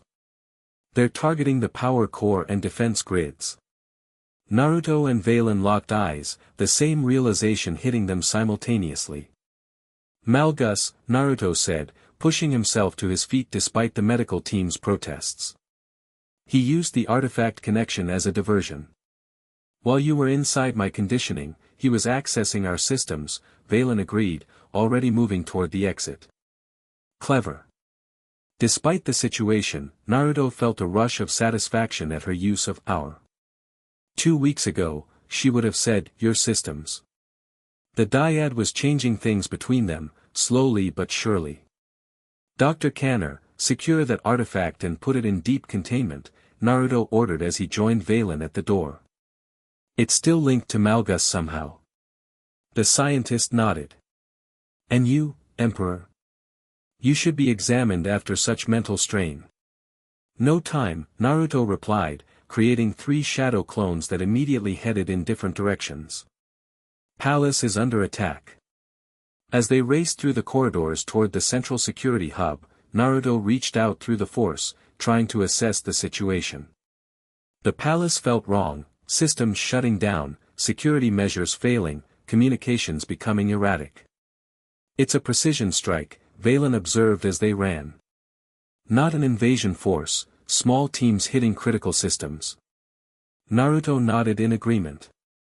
"They want to cripple us, not conquer. Question is, why now?" The answer came as they rounded a corner and nearly collided with a squad of palace guards retreating from blaster fire. The lead guard saluted hurriedly. "Emperor. The Republic delegation has arrived early, sir. Their ships entered orbit during the security breach. Admiral Rankin believes it's coordinated." Vaylin's eyes narrowed.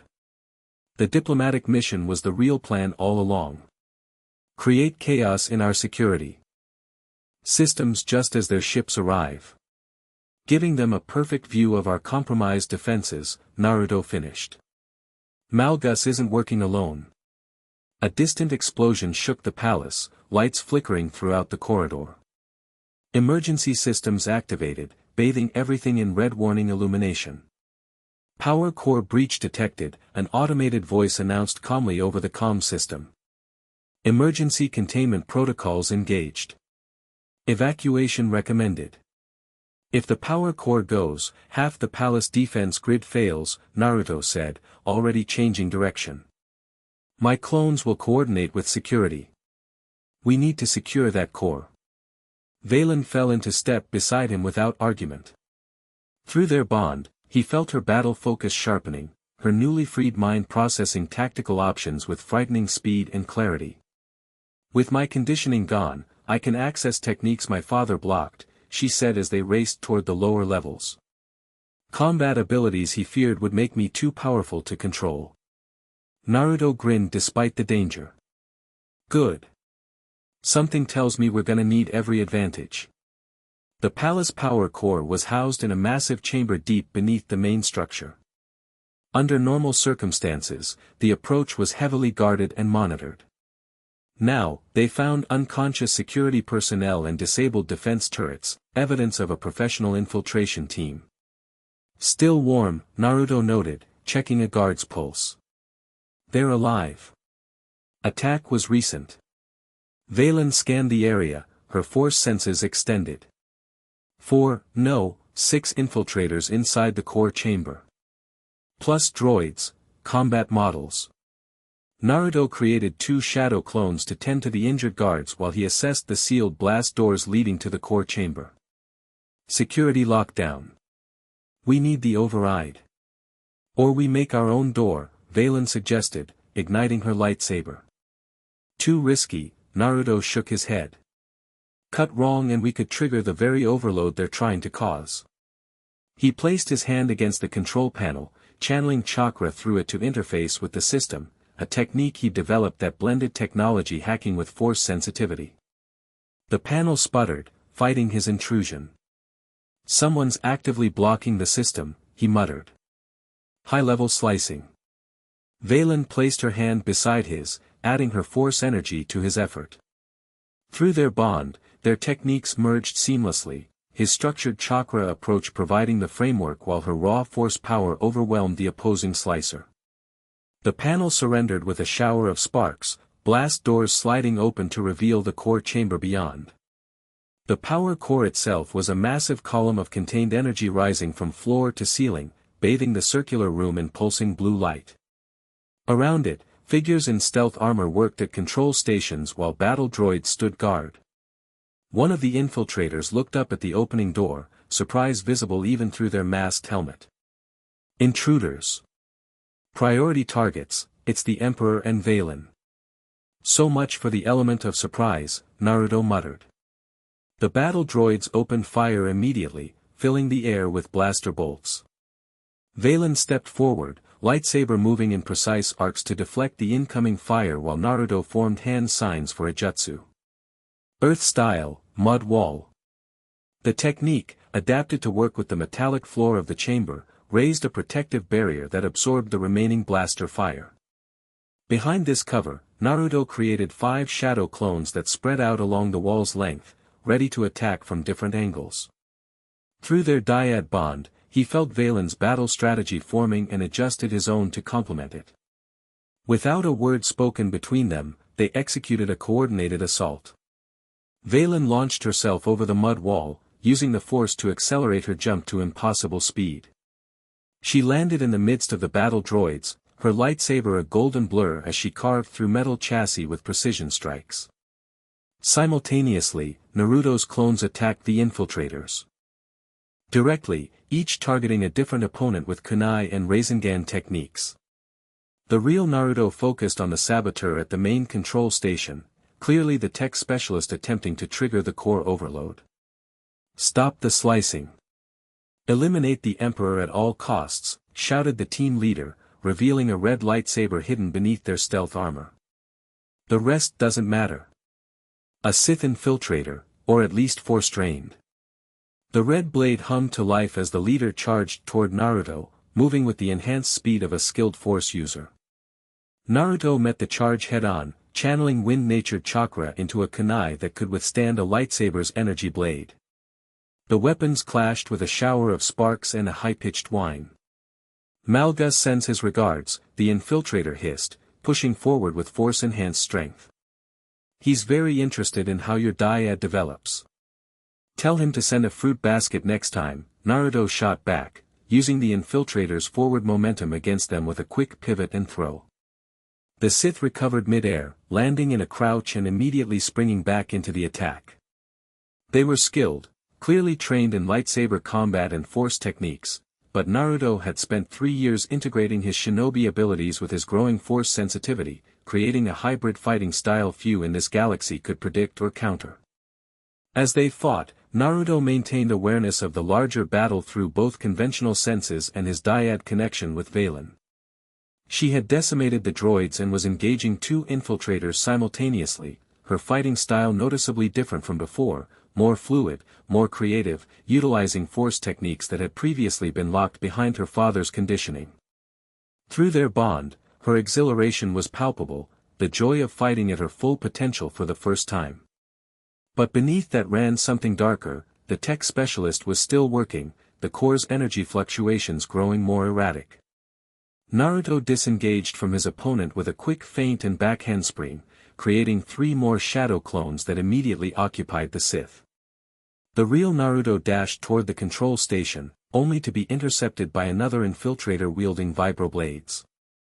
Vaylin, he called out, deflecting a flurry of strikes. The console. She responded instantly, not to his voice but to the intent sent through their bond. Without looking, she hurled her lightsaber across the chamber in a force-guided arc. The golden blade spun through the air, slicing through the control panel the tech specialist was working on before returning to her outstretched hand. The specialist cursed, pulling a backup device from their belt. Too late. Secondary protocols already uploaded. The power core's pulsing intensified, the blue energy taking on a reddish tint as containment fields began to fluctuate.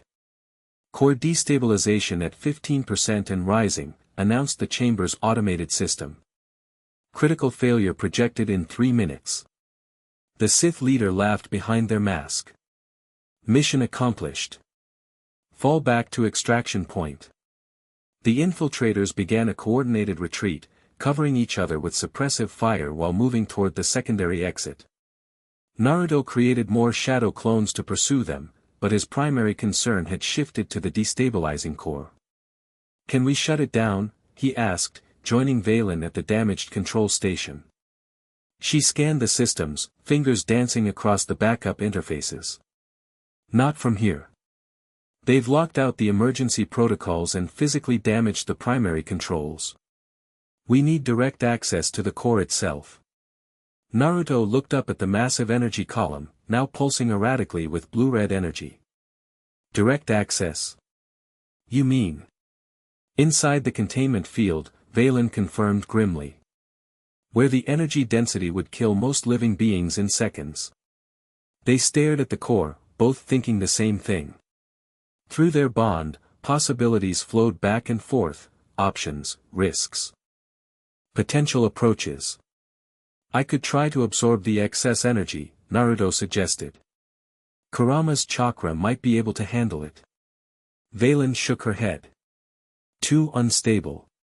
It would overwhelm even your fox spirit. Then we stabilize it together, Naruto decided.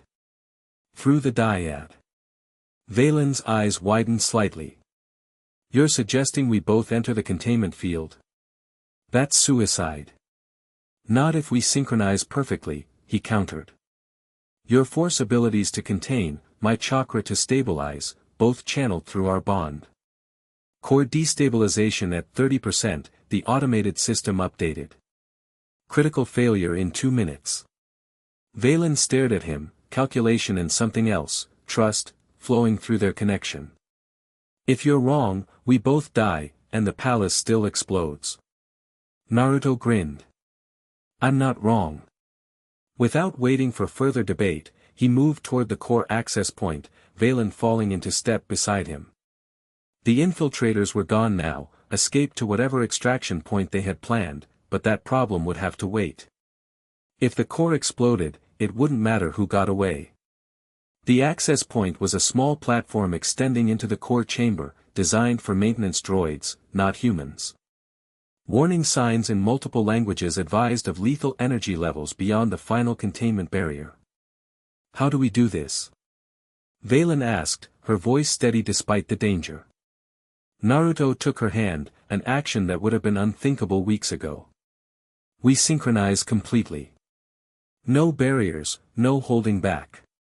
Full connection through the dyad. She nodded, understanding the implications.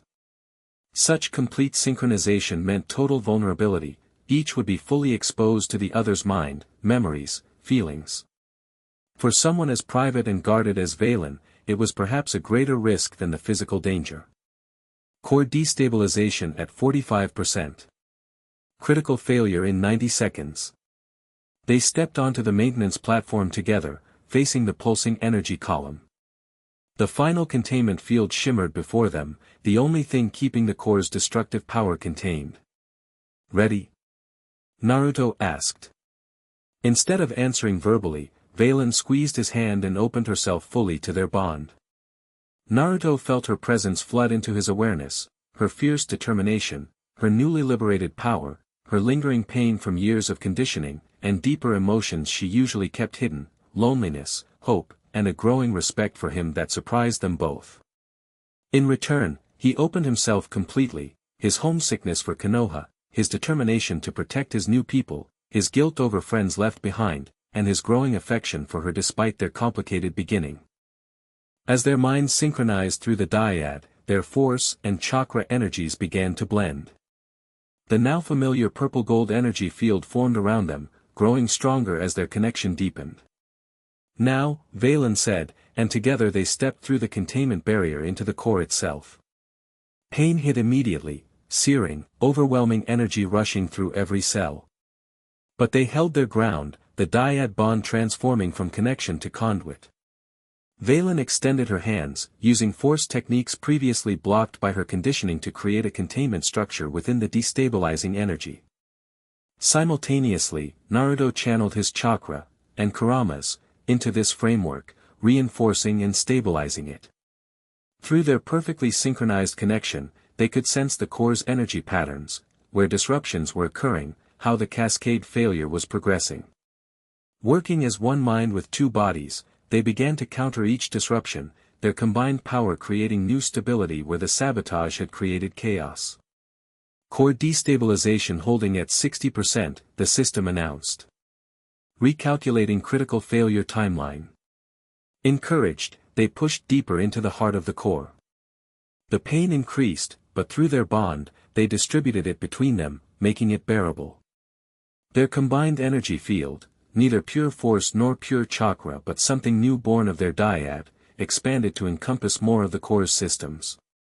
Naruto felt Vaylin drawing on force techniques she'd never dared use before, abilities her father had feared and locked away. Through their connection, he intuitively understood how to support these techniques with his chakra, creating perfect complementary energy patterns. Core destabilization reducing. 55%. 50%. They worked in perfect harmony, moving together within the energy column as if they'd practiced this impossible task for years. Where Vaylin's control faltered, Naruto's strengthened. Where his energy flagged, hers surged. Through the dyad, they functioned as a single perfect system. Core destabilization at 30% and falling. Emergency systems coming back online. The automated controls began to assist their efforts, emergency protocols activating as the immediate danger receded. Backup systems engaged, adding conventional technological solutions to their force and chakra manipulations. Core stabilizing. Containment fields re-establishing. Danger level reduced to moderate. When the core's blue glow returned to its normal steady pulse, they finally withdrew, stepping back through the containment barrier onto the maintenance platform. Both collapsed to their knees, exhausted beyond words, their combined energy field flickering but not dissipating. Through their still open bond, emotions flowed freely, relief, triumph, amazement at what they'd accomplished, and something deeper neither was ready to name. The complete synchronization had changed something fundamental between them, barriers broken that couldn't be rebuilt, understanding that couldn't be undone. Core stabilized, the system confirmed. Returning to normal operations. Damage control teams en route. Naruto managed a tired laugh. Told you it would work. Vaylin shook her head, but he could feel her amazement through their bond. We should be dead. What we just did was impossible. Impossible for one person, Naruto corrected. Not for a dyad. Security teams rushed into the chamber, led by Chief Beniko, who stopped short at the sight of them, still glowing faintly with their combined energy, clearly exhausted but very much alive. Emperor! Lady Vaylin! Beniko exclaimed. The core readings. How did you? Magic, Vaylin deadpanned, rising shakily to her feet. Naruto stood as well, their dyad bond gradually settling back to its normal level, still strong, but no longer the complete fusion they'd experienced inside the core. The return of normal boundaries between their minds was both a relief and, surprisingly, a disappointment. The infiltrators, he asked Beniko. Escaped via a cloaked shuttle, she reported grimly. We're tracking them, but they had sophisticated countermeasures in place. And the Republic delegation? Holding position at the edge of our system, claiming communications issues delayed their response to our hails. Beniko's tone made her skepticism clear. Admiral Rankin has increased alert status for all defense platforms. Naruto nodded, his mind already processing implications. This was coordinated, Malgus's people sabotaging our internal systems while the Republic happened to arrive during the confusion. You think the Republic is working with Malgus? Beniko asked, surprised. A Sith Lord? Not directly, Vaylin interjected. But someone is playing both sides. Using the Republic's concerns about Sakul while simultaneously employing Malgus's resources. Someone who knows about our dyad, Naruto added. And wants it either controlled or destroyed. The possibilities were disturbing. Throughout galactic history, various factions had sought to weaponize force abilities, the Sith, the Republic's darker elements, even the Jedi at times. A force dyad of unprecedented strength would be a tempting target for any of them. Increase security throughout the palace, Naruto ordered. And prepare my shuttle. I'll meet this Republic delegation personally, but on neutral ground, not here. Emperor, after what just happened, that's not advisable, Beniko protested. Which is exactly why I need to do it, Naruto countered. Show strength, not fear. Besides, I want to look these Republic representatives in the eye when I ask them about their convenient timing. Beniko recognized the tone and nodded reluctantly. As you command, Emperor. As the security teams began their work, Naruto and Vaylin moved away from the core, their steps becoming steadier as they recovered from the immense energy expenditure. You should rest, Vaylin said, surprising him with her concern. What we did in there, it drained more than just physical energy. Naruto nodded, feeling the fatigue in every cell. You too. That was some serious force work you did, stuff I've never seen before. Neither had I, she admitted quietly. My father blocked those abilities for a reason. He feared what I might become if I ever accessed my full potential. Through their bond, Naruto sensed the complex emotions behind that statement, pride in her power, anger at the years of suppression, and lingering fear about what controlling such abilities might mean. You're not him, Naruto said simply. Your power, your choice how to use it. Vaylin studied him for a moment, her expression unreadable though their bond conveyed her uncertainty. When we were joined in there, you saw everything. All of me. And you saw all of me, he acknowledged. Nowhere to hide in a connection that deep. Yet you still. She trailed off, struggling to articulate the thought. Still trust you. Still want you as an ally. Naruto suggested. Yeah. Maybe more now than before. The admission hung between them, honest in a way their relationship had never been. The complete mental synchronization had stripped away pretenses, showing each exactly who the other was, flaws, traumas, hopes and all. Before Vaylin could respond, Naruto's comlink chimed.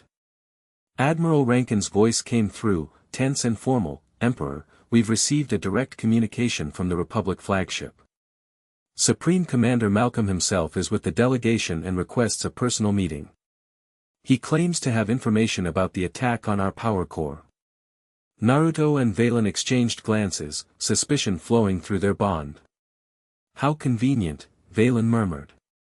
Tell him I accept, Naruto replied into the comlink. Neutral location, the space station at Darvani's. 6 hours.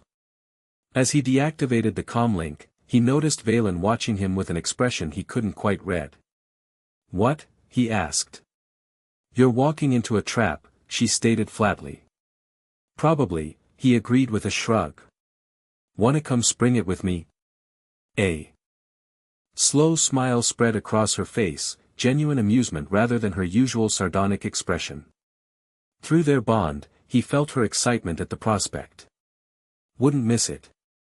The Darvani space station hung in orbit above the dusty planet below, a neutral trading post frequented by merchants from both Republic and Imperial space.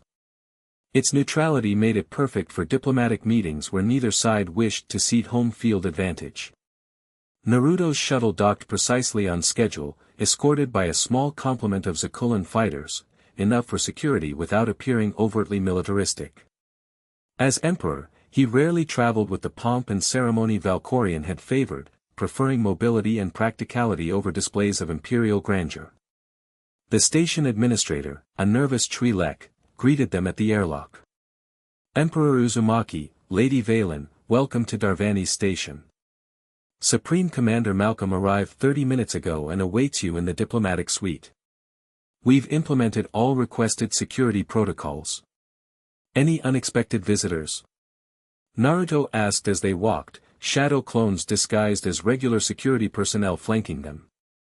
No, sir, the administrator assured him. Though there has been an uptick in independent traders arriving in the past few hours. Nothing unusual for a station this size, but coincidences make you nervous, Vaylin finished for him. Wise. Through their dyad bond, Naruto sensed Vaylin's heightened awareness, her force senses extended, scanning for threats. Since their experience in the power core, their connection had stabilized at a new level, allowing more subtle communication and awareness. The diplomatic suite occupied the station's central section, a circular chamber with viewports overlooking space and the planet below. Security checkpoints guaranteed no weapons could be brought inside, though for Force users and a shinobi, such restrictions were largely symbolic. Supreme Commander Jace Malcolm stood as they entered, a tall, broad-shouldered man with a scarred face that spoke of decades of warfare. Despite being well into his 60s, he carried himself with the straight-backed posture of a lifelong soldier. Beside him stood a younger woman in formal Republic diplomatic attire and a Jedi in traditional robes. Emperor Uzumaki, Malcolm greeted with a stiff nod. "Thank you for agreeing to this meeting." Supreme Commander, Naruto returned the greeting, taking the offered seat across the table. Vaylin remained standing behind him, her presence deliberately intimidating. "I understand you have information about the attack on my palace." Malcolm's expression hardened. Direct as always. "Very well, yes, we believe we know who was behind it, though you may not like the answer." "Try me," Naruto replied evenly. The Supreme Commander gestured to the Jedi, who stepped forward and activated a holographic display built into the table. Images appeared, security footage showing the infiltrators who had attacked the power core. These operatives, the Jedi explained, utilized techniques consistent with a splinter faction that broke from the Sith Empire 3 years ago, led by Darth Malgus. "We've been tracking their activities throughout Republic space, and recently discovered they've been collecting artifacts related to Force bonding and ancient Sith rituals."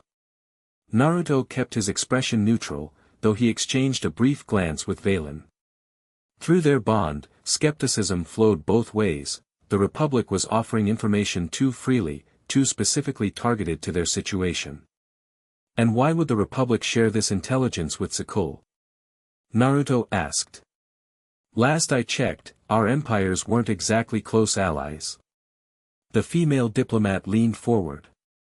"Because Malgus poses a threat to all major powers, Emperor. His faction's activities have increased dramatically in recent months, and our intelligence suggests he's seeking something specific on Sekul." "Something like a Force dyad?" Vaylin suggested, her tone deceptively casual. The Jedi's reaction was subtle but unmistakable, a flicker of surprise quickly suppressed. "You're aware of Malgus's interest in such phenomena?" "We're aware of many things," Naruto replied, leaning back in his chair. "Including the curious timing of your fleet's arrival during our security breach. Almost as if you knew it was coming." Malcolm's scarred face flushed slightly. "If you're implying Republic involvement, I'm not implying anything," Naruto cut him off. "I'm giving you the opportunity to explain a remarkable coincidence." The tension in the room thickened. Through their dyad bond, Naruto felt Vaylin's amusement at his directness, so different from the elaborate verbal fencing typical of imperial politics. After a moment, Malcolm sighed heavily. "Our intelligence network intercepted communications suggesting an operation against Sekul. We accelerated our diplomatic mission to warn you, but arrived too late to prevent the attack. Yet you made no attempt to contact us until after the attack was over," Vaylin pointed out.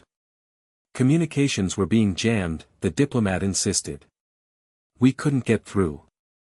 Naruto studied them carefully, extending his senses through both conventional means and the Force. They were being selective with the truth, not entirely lying, but certainly not revealing everything they knew. "Let's be frank," he said finally. "You know about the Force dyad between myself and Lady Vaylin. You know Malgus is interested in it. What you haven't explained is why the Republic cares." The Jedi exchanged glances with Malcolm, who nodded slightly, permission to speak freely. "A Force dyad of the strength our sensors detected could shift the balance of power in the galaxy," the Jedi said carefully. "The Republic's interest is in ensuring such power doesn't fall into the wrong hands. Like Malgus's, Naruto supplied. Or anyone who might use it aggressively," the Jedi added, his gaze shifting briefly to Vaylin. Naruto felt her anger spike through their bond but was impressed when she controlled it, letting only a dangerous smile show on her face. "And the Republic would prefer this power remains under whose supervision, exactly?" she asked sweetly. "Yours." Malcolm leaned forward. Emperor Uzumaki, let me be blunt. The Republic remembers the Eternal Empire's previous aggression under Valkorion. While your rule has been more moderate, many in our government remain concerned about Zakuul's potential. This dyad represents unprecedented power. We seek assurances about how it will be used. You want guarantees, Naruto translated. Non-aggression pacts. Maybe oversight from Republic or Jedi observers. That would be a start, the diplomat confirmed. Naruto laughed, the sound genuine despite the tension. You know, where I come from, we had a saying, those who abandon their friends are worse than trash. I'm starting to think those who try to control others out of fear might be just as bad. He stood, signaling an end to the meeting.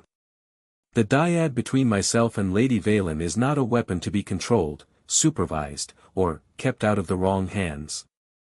It's a connection neither of us fully understands yet, but one thing is clear, it's ours. Not the Republic's, not Malgus's, not anyone else's to direct or contain. Emperor, Malcolm began. I appreciate the warning about Malgus, Naruto continued, his tone firm but not hostile. If you have actual intelligence to share, we're willing to listen. But if you came seeking concessions or control over something you don't understand, this meeting is over. The Jedi stepped forward, his expression grave. The Republic doesn't seek control, Emperor. We seek stability. A dyad of your strength, particularly with someone of Lady Vaylin's history, represents a potential disturbance to that stability. Vaylin's eyes narrowed dangerously, but Naruto spoke before she could respond. Lady Vaylin was imprisoned, conditioned, and controlled by her father because of her power, he said, his voice dropping to a quiet intensity that filled the room. I won't allow anyone, Republic, Sith, or otherwise, to attempt the same under the guise of stability. He turned to leave, then paused, looking back at the Republic representatives. By the way, if you're really concerned about Malgus, you might want to investigate who supplied him with the ancient Zakuulan security codes used in the attack. Codes that were supposedly only accessible to high-level Republic intelligence operatives after they were recovered during the war with Valkorion. The diplomat's face paled slightly, while Malcolm's expression hardened into a mask of controlled anger. That's a serious accusation, the Supreme Commander said quietly. Not an accusation, Naruto corrected. Just something to consider as you look for your security leak. He nodded to Vaylin, and they departed together, leaving the Republic delegation in stunned silence. As they walked back toward their shuttle, Vaylin's amusement flowed clearly through their bond. You enjoyed that, she observed. Maybe a little, Naruto admitted with a grin. But I also meant every word. No one gets to control our dyad. Our dyad, Vaylin repeated, testing the phrase. Through their connection, he sensed her approval of his possessive framing, not his, not hers, but theirs jointly. As they reached the docking bay, one of Naruto's shadow clones approached, one of several he dispatched throughout the station to monitor for threats during the meeting. Boss, the clone reported quietly, we've got at least a dozen people spread around the station who don't fit. Too alert, too coordinated. Professional operators trying to look like civilians. Naruto nodded, unsurprised. Republic? Sith? Neither, the clone replied. No identifiable faction markings or behavior patterns. But they're definitely watching us. Vaylin's hand drifted toward her lightsaber. Malgus? Possibly, Naruto agreed. Or someone else with an interest in our dyad. Through their bond, they quickly exchanged assessments and options without speaking. The decision came easily, continuing to their shuttle as planned but remaining hyper-alert for ambush. They had nearly reached the airlock when Naruto's danger sense flared. Without conscious thought, he created 3 shadow clones that immediately surrounded Vaylin and himself in a defensive formation. Just in time, the corridor before them erupted in blaster fire from concealed positions. Simultaneously, explosion charges detonated on either side, buckling the station's walls and sending emergency containment fields shimmering into place. Trap! Vaylin snarled, her lightsaber igniting with a snap hiss. The attackers emerged from cover, professional-looking operatives in unmarked combat gear. They moved with military precision, some providing suppressive fire while others advanced with specialized weapons, not standard blasters but something that fired pulses of blue energy. Ion disruptors, Naruto identified, recognizing the weapons from security briefings. They want to capture, not kill. One of his shadow clones took a direct hit from an ion pulse and disappeared in a puff of smoke. Unlike regular energy weapons, the ion disruptor interfered with the chakra holding the clone together. Specifically designed against your abilities, Vaylin noted grimly. They've been studying you. More attackers appeared from side corridors, cutting off retreat paths. Station security was nowhere to be seen, either neutralized or compromised. We need to reach the shuttle, Naruto said, forming a Rasengan in each hand. Ready for a synchronized push. Vaylin's smile was fierce as she drew on her newly liberated force abilities. Always. They moved together, their dyad bond flaring as they coordinated their attack without words. Naruto's Rasengan techniques blasted forward, clearing the main corridor, while Vaylin used the force to rip sections of wall plating free, creating both projectile weapons and additional chaos. The attackers regrouped quickly, professionals adapting to unexpected resistance. One hurled a specialized grenade that detonated into a field of energy designed to disrupt force abilities. Vaylin staggered as the field washed over her, but recovered faster than the attackers anticipated, her connection to Naruto through the dyad providing stability her opponents hadn't counted on. She countered with a force technique Naruto had never seen her use before, a devastating wave that sent 3 attackers crashing into the ceiling with bone-crushing force. New trick? He asked, creating more shadow clones to engage the flanking opponents. One of many my father feared, she replied, her eyes gleaming with fierce joy as she embraced her full potential. They fought their way forward, advancing steadily toward the docking bay despite the increasingly desperate tactics of their ambushers. Through their bond, they functioned almost as a single combatant with 2 bodies, covering each other's blind spots, complementing each other's techniques, shifting seamlessly between offense and defense.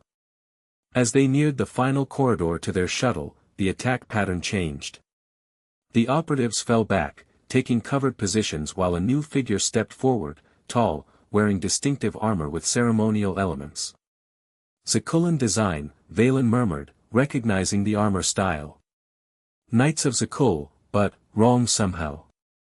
The figure ignited a lightsaber pike, traditional weapon of the knights, but the blade glowed an unnatural purple-red rather than the standard blue or yellow. When they spoke, their voice was distorted through their helmet. Emperor Uzumaki. Lady Vaylin. Your dyad has been deemed too dangerous to remain uncontrolled. Surrender for containment and study. Hard pass, Naruto replied, dropping into a combat stance. Who sent you? Malgus? I serve the true purpose of Zakul, the knight responded. The power you possess belongs to the galaxy, not to individuals. Vaylin's laugh was cold. I spent years being told my power belonged to someone else. Not happening again. The knight twirled their pike with expert precision. Then we will take it by force. They attacked with frightening speed, the pike's extended reach forcing both Naruto and Vaylin to give ground. Unlike the conventional operatives, this opponent was clearly force-sensitive and highly trained, possibly a former knight of Zakul who had defected. Naruto created shadow clones to flank the attacker, but the knight disposed of them efficiently, using force-enhanced awareness to counter attacks from multiple directions. Vaylin engaged directly, her lightsaber clashing against the pike in a shower of sparks. Through their dyad bond, Naruto sensed her analysis. The knight was skilled but predictable, trained in orthodox techniques rather than Vaylin's more creative, instinctive approach. She was probing for weaknesses while maintaining a defensive posture. Naruto joined the engagement, not with direct attacks but by using wind release techniques to disrupt the knight's footing and balance. It was subtle support, meant to create openings for Vaylin rather than score hits directly. The strategy worked, the knight faltered briefly against a particularly strong gust, and Vaylin seized the opportunity to slip past their guard. Her lightsaber carved through the pike's shaft, destroying the weapon. Instead of surrendering, the knight drew a backup weapon, a small, cylindrical device that pulsed with the same sickly energy Naruto recognized from the conditioning artifact on Nathema. Last chance, the knight warned, finger hovering over the device's activation control. Surrender or suffer the consequences.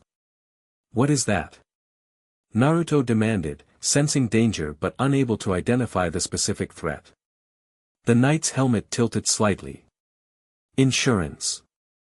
Designed specifically to disrupt force dyads by creating interference patterns in the connection. Temporary for most, permanent for a bond as new as yours. Vaylin tensed, her fear and anger spiking through their bond. You would sever our connection? To protect the galaxy from its potential misuse? Without hesitation.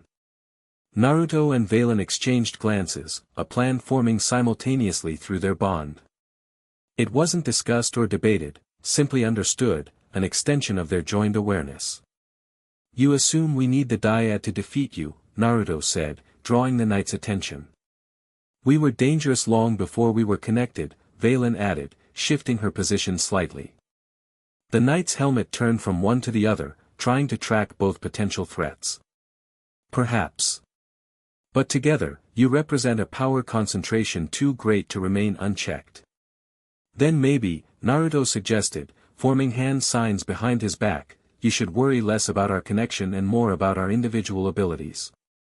He completed the jutsu just as Vaylin launched herself at the knight, lightsaber aimed not at the opponent but at the ceiling above them. As she carved through the station's structural supports, Naruto's earth-style technique weakened the floor beneath the knight's feet. The combined effect was devastating, a localized structural collapse that sent the knight plummeting through the floor while debris from the ceiling crashed down. Naruto grabbed Vaylin around the waist and leapt clear of the collapsing section, using chakra-enhanced strength to carry them both to safety. They landed in the adjacent corridor, the path to their shuttle now clear as emergency containment fields activated around the damaged sections. That won't hold them long, Vaylin noted, already moving toward the docking bay. Doesn't need to, Naruto replied, keeping pace beside her. Just long enough to get off this station. They reached their shuttle without further confrontation, though station-wide alerts were now blaring, structural damage warnings mixed with security alerts. The pilot had the engines primed and ready, anticipating their urgent return. As they strapped into their seats and the shuttle disengaged from the docking clamps, Vaylin turned to Naruto. The device that knight had, you think it could really have severed our dyad? Naruto considered the question as their shuttle accelerated away from the station, pursued by several unmarked fighters that emerged from concealed positions. I don't know, he admitted. But the fact that they have technology specifically designed to target force dyads means someone's been researching this for a while. Someone who knew about the possibility of our connection before we did.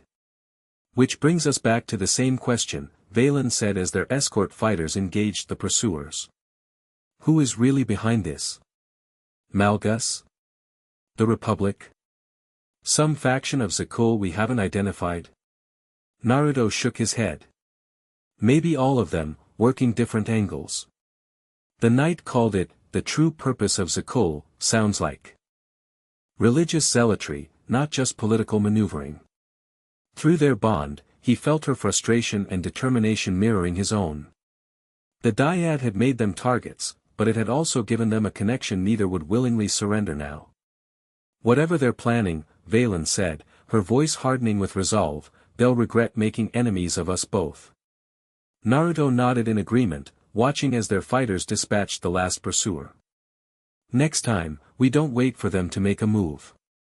We find out who's really pulling the strings, and we end this. The journey back to Zakul was tense but uneventful after their escort fighters eliminated the immediate pursuit. Naruto used the time to contact Security Chief Beniko, briefing her on the ambush and ordering increased security throughout the palace and government sectors. When they landed at the Imperial Palace, Admiral Rankin was waiting for them, his expression grim. Emperor, we've received a communication you need to see immediately. Naruto and Vaylin followed the Admiral to the secure communications center, where a holographic message waited on the main display. With a nod from Naruto, the communications officer activated it. The image of Darth Malgus appeared, his respirator mask and battle-scarred armor instantly recognizable. Emperor Uzumaki, the Sith Lord's mechanical voice filled the chamber. By now you've encountered my operatives on Darvani's station. Consider that demonstration a courtesy, proof that nowhere is truly safe for you and your dyad partner. Beside Naruto, Vaylin's anger flared through their bond, though her face remained impassive. My research into Force dyads has been extensive, Malgus continued. What you possess is rare, perhaps unique in this era. The combination of traditional Force abilities with your unusual energy manipulation techniques creates possibilities even I had not anticipated. Malgus's hologram shifted, showing scenes from their battle in the tributary district, specifically highlighting moments when their abilities had visibly synchronized through the dyad. You have 3 options, Emperor. Surrender yourselves for study and controlled utilization of your abilities. Allow my specialists to sever your connection permanently. Or face a coalition of forces assembled specifically to contain the threat you represent. The hologram returned to Malgus himself. You have 12 hours to respond. After that, I cannot guarantee the safety of Zakul's civilian population. The message ended, leaving the communication center in tense silence. 12 hours, Admiral Rankin muttered. Barely enough time to enhance our defensive preparations. Naruto turned to Beniko. Analysis? The security chief's expression was troubled. The threat is credible. Our intelligence has detected unusual fleet movements in multiple sectors, ships that match neither Republic nor Sith Imperial configurations. And there are reports of unrest among some factions of the Knights of Zakul. He's assembled a coalition, Vaylin concluded. Not just his own forces, but sympathizers from multiple factions, probably including those who fear our dyad could shift the balance of power in the galaxy. Naruto nodded, thinking through implications. The Republic representatives on Darvani's weren't working directly with Malgus, but they share his concern about our connection. The knights who ambushed us had similar concerns but different methods. Malgus is leveraging these shared fears to build an alliance of convenience. What are your orders, Emperor? Admiral Rankin asked, already shifting to war footing. Naruto exchanged glances with Vaylin, a plan forming simultaneously through their bond. Prepare the fleet for defensive operations, he instructed. But that's our backup plan, not our primary strategy. Sir. Rankin looked confused. Malgus isn't the true threat, Vaylin explained, her voice cool and analytical. He's a symptom. Behind him is something older, something that has been studying Force dyads for centuries. Naruto nodded. The artifacts from Nathema, the device the knight wielded on Darvani's, the ancient texts that predicted our connection, they all point to a much older power that Malgus is either working with or being manipulated by. So instead of preparing for a direct confrontation, Beniko surmised, understanding dawning, you want to strike at the source. Exactly, Naruto confirmed. Admiral, your fleet will be visible, a clear defensive posture to make Malgus think we're hunkering down. Meanwhile, Vaylin and I will take a stealth craft to the coordinates embedded in Malgus's transmission. Embedded coordinates? Rankin looked startled. Vaylin smiled thinly. Encrypted in the signal pattern. Not detectable by conventional methods, but clear enough through the Force. Malgus wanted us to find him, or more specifically, wanted our dyad within his reach. So we're giving him what he wants, Naruto added, but not how he expects it. The Admiral looked troubled. Emperor, with respect, this sounds like walking directly into an enemy trap. It is, Naruto agreed cheerfully. But sometimes the best way to deal with a trap is to trigger it on your terms. Through their bond, he felt Vaylin's approval of the strategy, aggressive and unexpected, playing to their strengths rather than allowing Malgus to dictate the terms of engagement. I need detailed scans of the coordinates, Naruto continued. And a stealth craft prepared within 2 hours. We'll also need specialized equipment for dealing with ancient force artifacts, containment fields, disruptors, the works. As the officers hurried to comply with his orders, Vaylin moved closer to speak privately. You realize we're likely heading to a location significant to the history of Force Dyads, she said quietly. Somewhere Malgus believes will give him an advantage against our connection. Naruto nodded. Which means it's also where we'll find answers about what our Dyad really is and what it can do. And if those answers are dangerous, she pressed. If the ancients feared Dyads for good reason. Through their bond, he sensed her genuine concern, not fear for herself, but uncertainty about the power they were only beginning to understand. Then we deal with it together, he replied simply. Better to know the truth than be manipulated by others who only know pieces of it. Vaylin studied him for a moment, then nodded decisively. Together, then. 2 hours later, they stood in the private hangar bay where a sleek stealth craft waited, a modified scout vessel capable of evading most detection systems.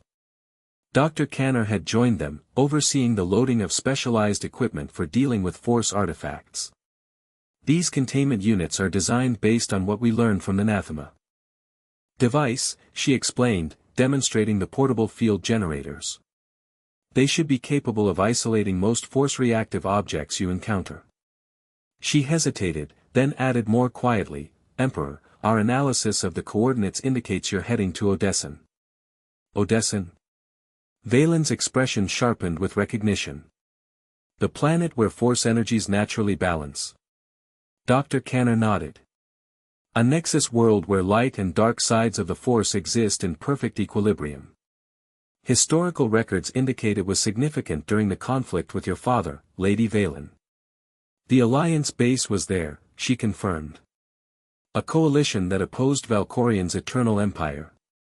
And now it's where Malgus wants to confront our Dyad, Naruto mused. A place of natural force balance to deal with our balanced connection. Makes a certain kind of sense. Through their bond, he felt Vaylin processing this information. Odessen held complicated associations for her, tied to her father's final defeat and her own past actions during that conflict. Returning there would not be easy. There's something else you should know, Dr. Kanner added, looking troubled.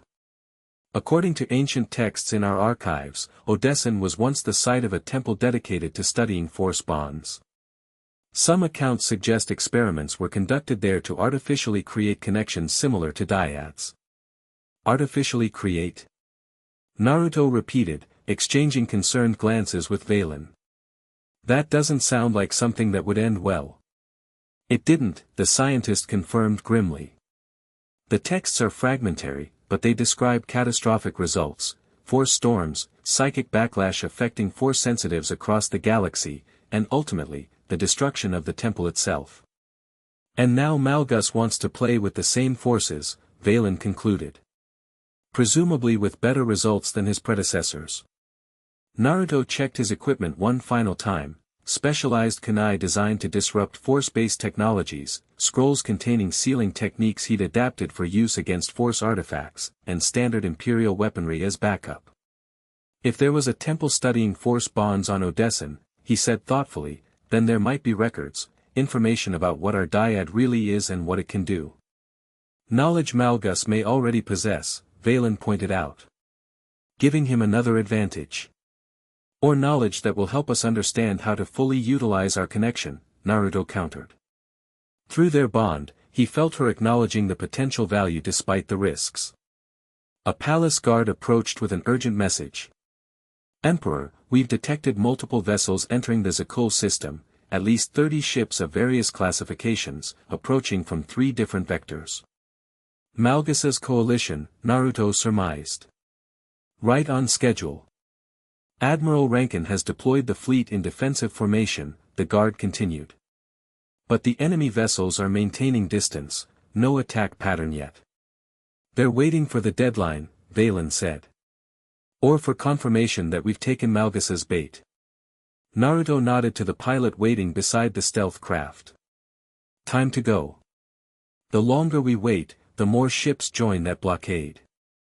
As they boarded the craft, Dr. Canner offered a final word of caution. Emperor, Lady Vaylin, the Nathema research suggests that Force dyads grow stronger with shared experiences, particularly moments of intense connection. Whatever you face on Odessen, your bond may be both your greatest weapon and your greatest vulnerability. Understood, Naruto replied. Keep the palace secure until we return. The stealth craft's engines hummed to life, the sound barely audible even within the hangar. As the vessel lifted off and angled toward the exit, Naruto and Vaylin strapped into their seats in the main cabin. Through their bond, tension and anticipation flowed both ways. Neither knew exactly what awaited them on Odessen, but both understood the stakes. Their dyad had made them targets, but it had also created a connection that had transformed from strategic advantage to something more personal, more vital. Ready? Naruto asked as the craft slipped past Zuko's orbital defenses, accelerating toward the hyperspace jump point. Vaylin's smile was fierce and determined. To face an ancient power that fears what we might become together. I've been ready my entire life. The stars stretched into starlines as they made the jump to hyperspace, leaving behind the growing fleet surrounding Zuko and heading toward answers that might change everything. Odessen emerged from the viewport as their stealth craft dropped out of hyperspace, a world of verdant forests and mountains, its force presence immediately noticeable to both of them. Unlike most planets that lean toward light or dark, Odessen pulsed with perfect equilibrium, neither side dominant. I can feel it, Naruto murmured. The balance. Vaylin nodded, her expression thoughtful. It's peaceful. I expected more conflict from a place where opposites meet. Their pilot guided the craft into atmosphere, following the coordinates extracted from Malgus's transmission. Sensor scans revealed multiple ships already in orbit and on the surface. Malgus had arrived with significant forces. Setting down 2 kilometers from the target, the pilot reported. Any closer risks detection despite our stealth systems. Naruto studied the tactical display showing their landing zone, a clearing in dense forest, with a mountain range visible to the north where the coordinates indicated Malgus waited. Perfect, he approved. We'll continue on foot from there. The craft descended through cloud cover, the forest canopy rushing up to meet them. With expert precision, the pilot settled the vessel in a small clearing, the engines powering down to silent running mode. Maintain position but be ready for immediate extraction, Naruto instructed the pilot. If you detect any approach, go to secondary position and wait for our signal. Understood, Emperor. Naruto and Vaylin disembarked, the ramp closing behind them as the stealth craft's camouflage systems activated, rendering it nearly invisible against the forest backdrop. The air on Odessen was clean and crisp, carrying the sense of vegetation and earth. Birds called from the trees, and small creatures scurried through undergrowth, a living world, vibrant with natural energy that complemented the balanced force presence. This way, Vaylin said, orienting herself toward the distant mountains. I can sense activity, force users gathering. They moved through the forest with practiced stealth, Naruto utilizing shinobi techniques that left barely a trace of his passage, Vaylin employing force abilities to mask their presence from detection. Through their dyad bond, they coordinated without speaking, adjusting their path to avoid patrols they sensed in the distance. After an hour of travel, the forest began to thin as the terrain sloped upward. Ahead, stone formations became more prominent, eventually revealing the weathered ruins of ancient structures, remnants of the temple Dr. Canner had mentioned. Naruto created several shadow clones that spread out to scout the perimeter while he and Vaylin observed from cover. The ruins formed a rough circle around a central courtyard where a massive stone dais stood, carved with symbols similar to those on the artifact from Nathema. Around this focal point, Malgus had established an operation, temporary structures housing equipment, guards patrolling in precise patterns, and at the center, a team working on what appeared to be excavation beneath the dais. He's looking for something under the temple, Vaylin murmured. Something connected to Force dyads. Naruto nodded, receiving information as his clones dispersed after completing their reconnaissance. 3 entry points with minimal guards. They're focused inward, not expecting an approach. Malgus himself is at the excavation site. Through their bond, they quickly formulated a plan, not through words but through shared tactical understanding and implicit trust. That had grown between them.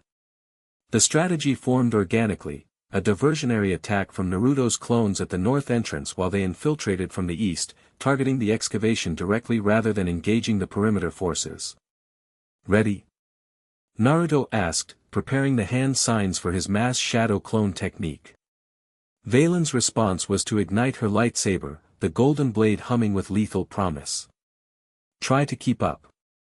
With a grin, Naruto created 50 shadow clones that immediately dispersed, circling around to approach the ruins from multiple directions. The diversion would begin in exactly 3 minutes, giving them time to reach their entry position. They moved quickly but cautiously through the underbrush, their dyad bond allowing them to sense approaching patrols before visual contact. When they reached the crumbling eastern wall of the temple complex, they paused, waiting for the signal. Right on schedule, explosions and shouts erupted from the northern perimeter as Naruto's clones launched their assault. Alarms blared as guards rushed to respond to the apparent major attack. "Now," Naruto whispered, and they slipped over the wall into the temple grounds. Inside the perimeter, they stuck to shadows, moving from cover to cover as they approached the central excavation. "Something went wrong with this response, please try again. Please go to the next chapter." The end. Thank you for watching this video. Please be sure to subscribe to our channel and like this video.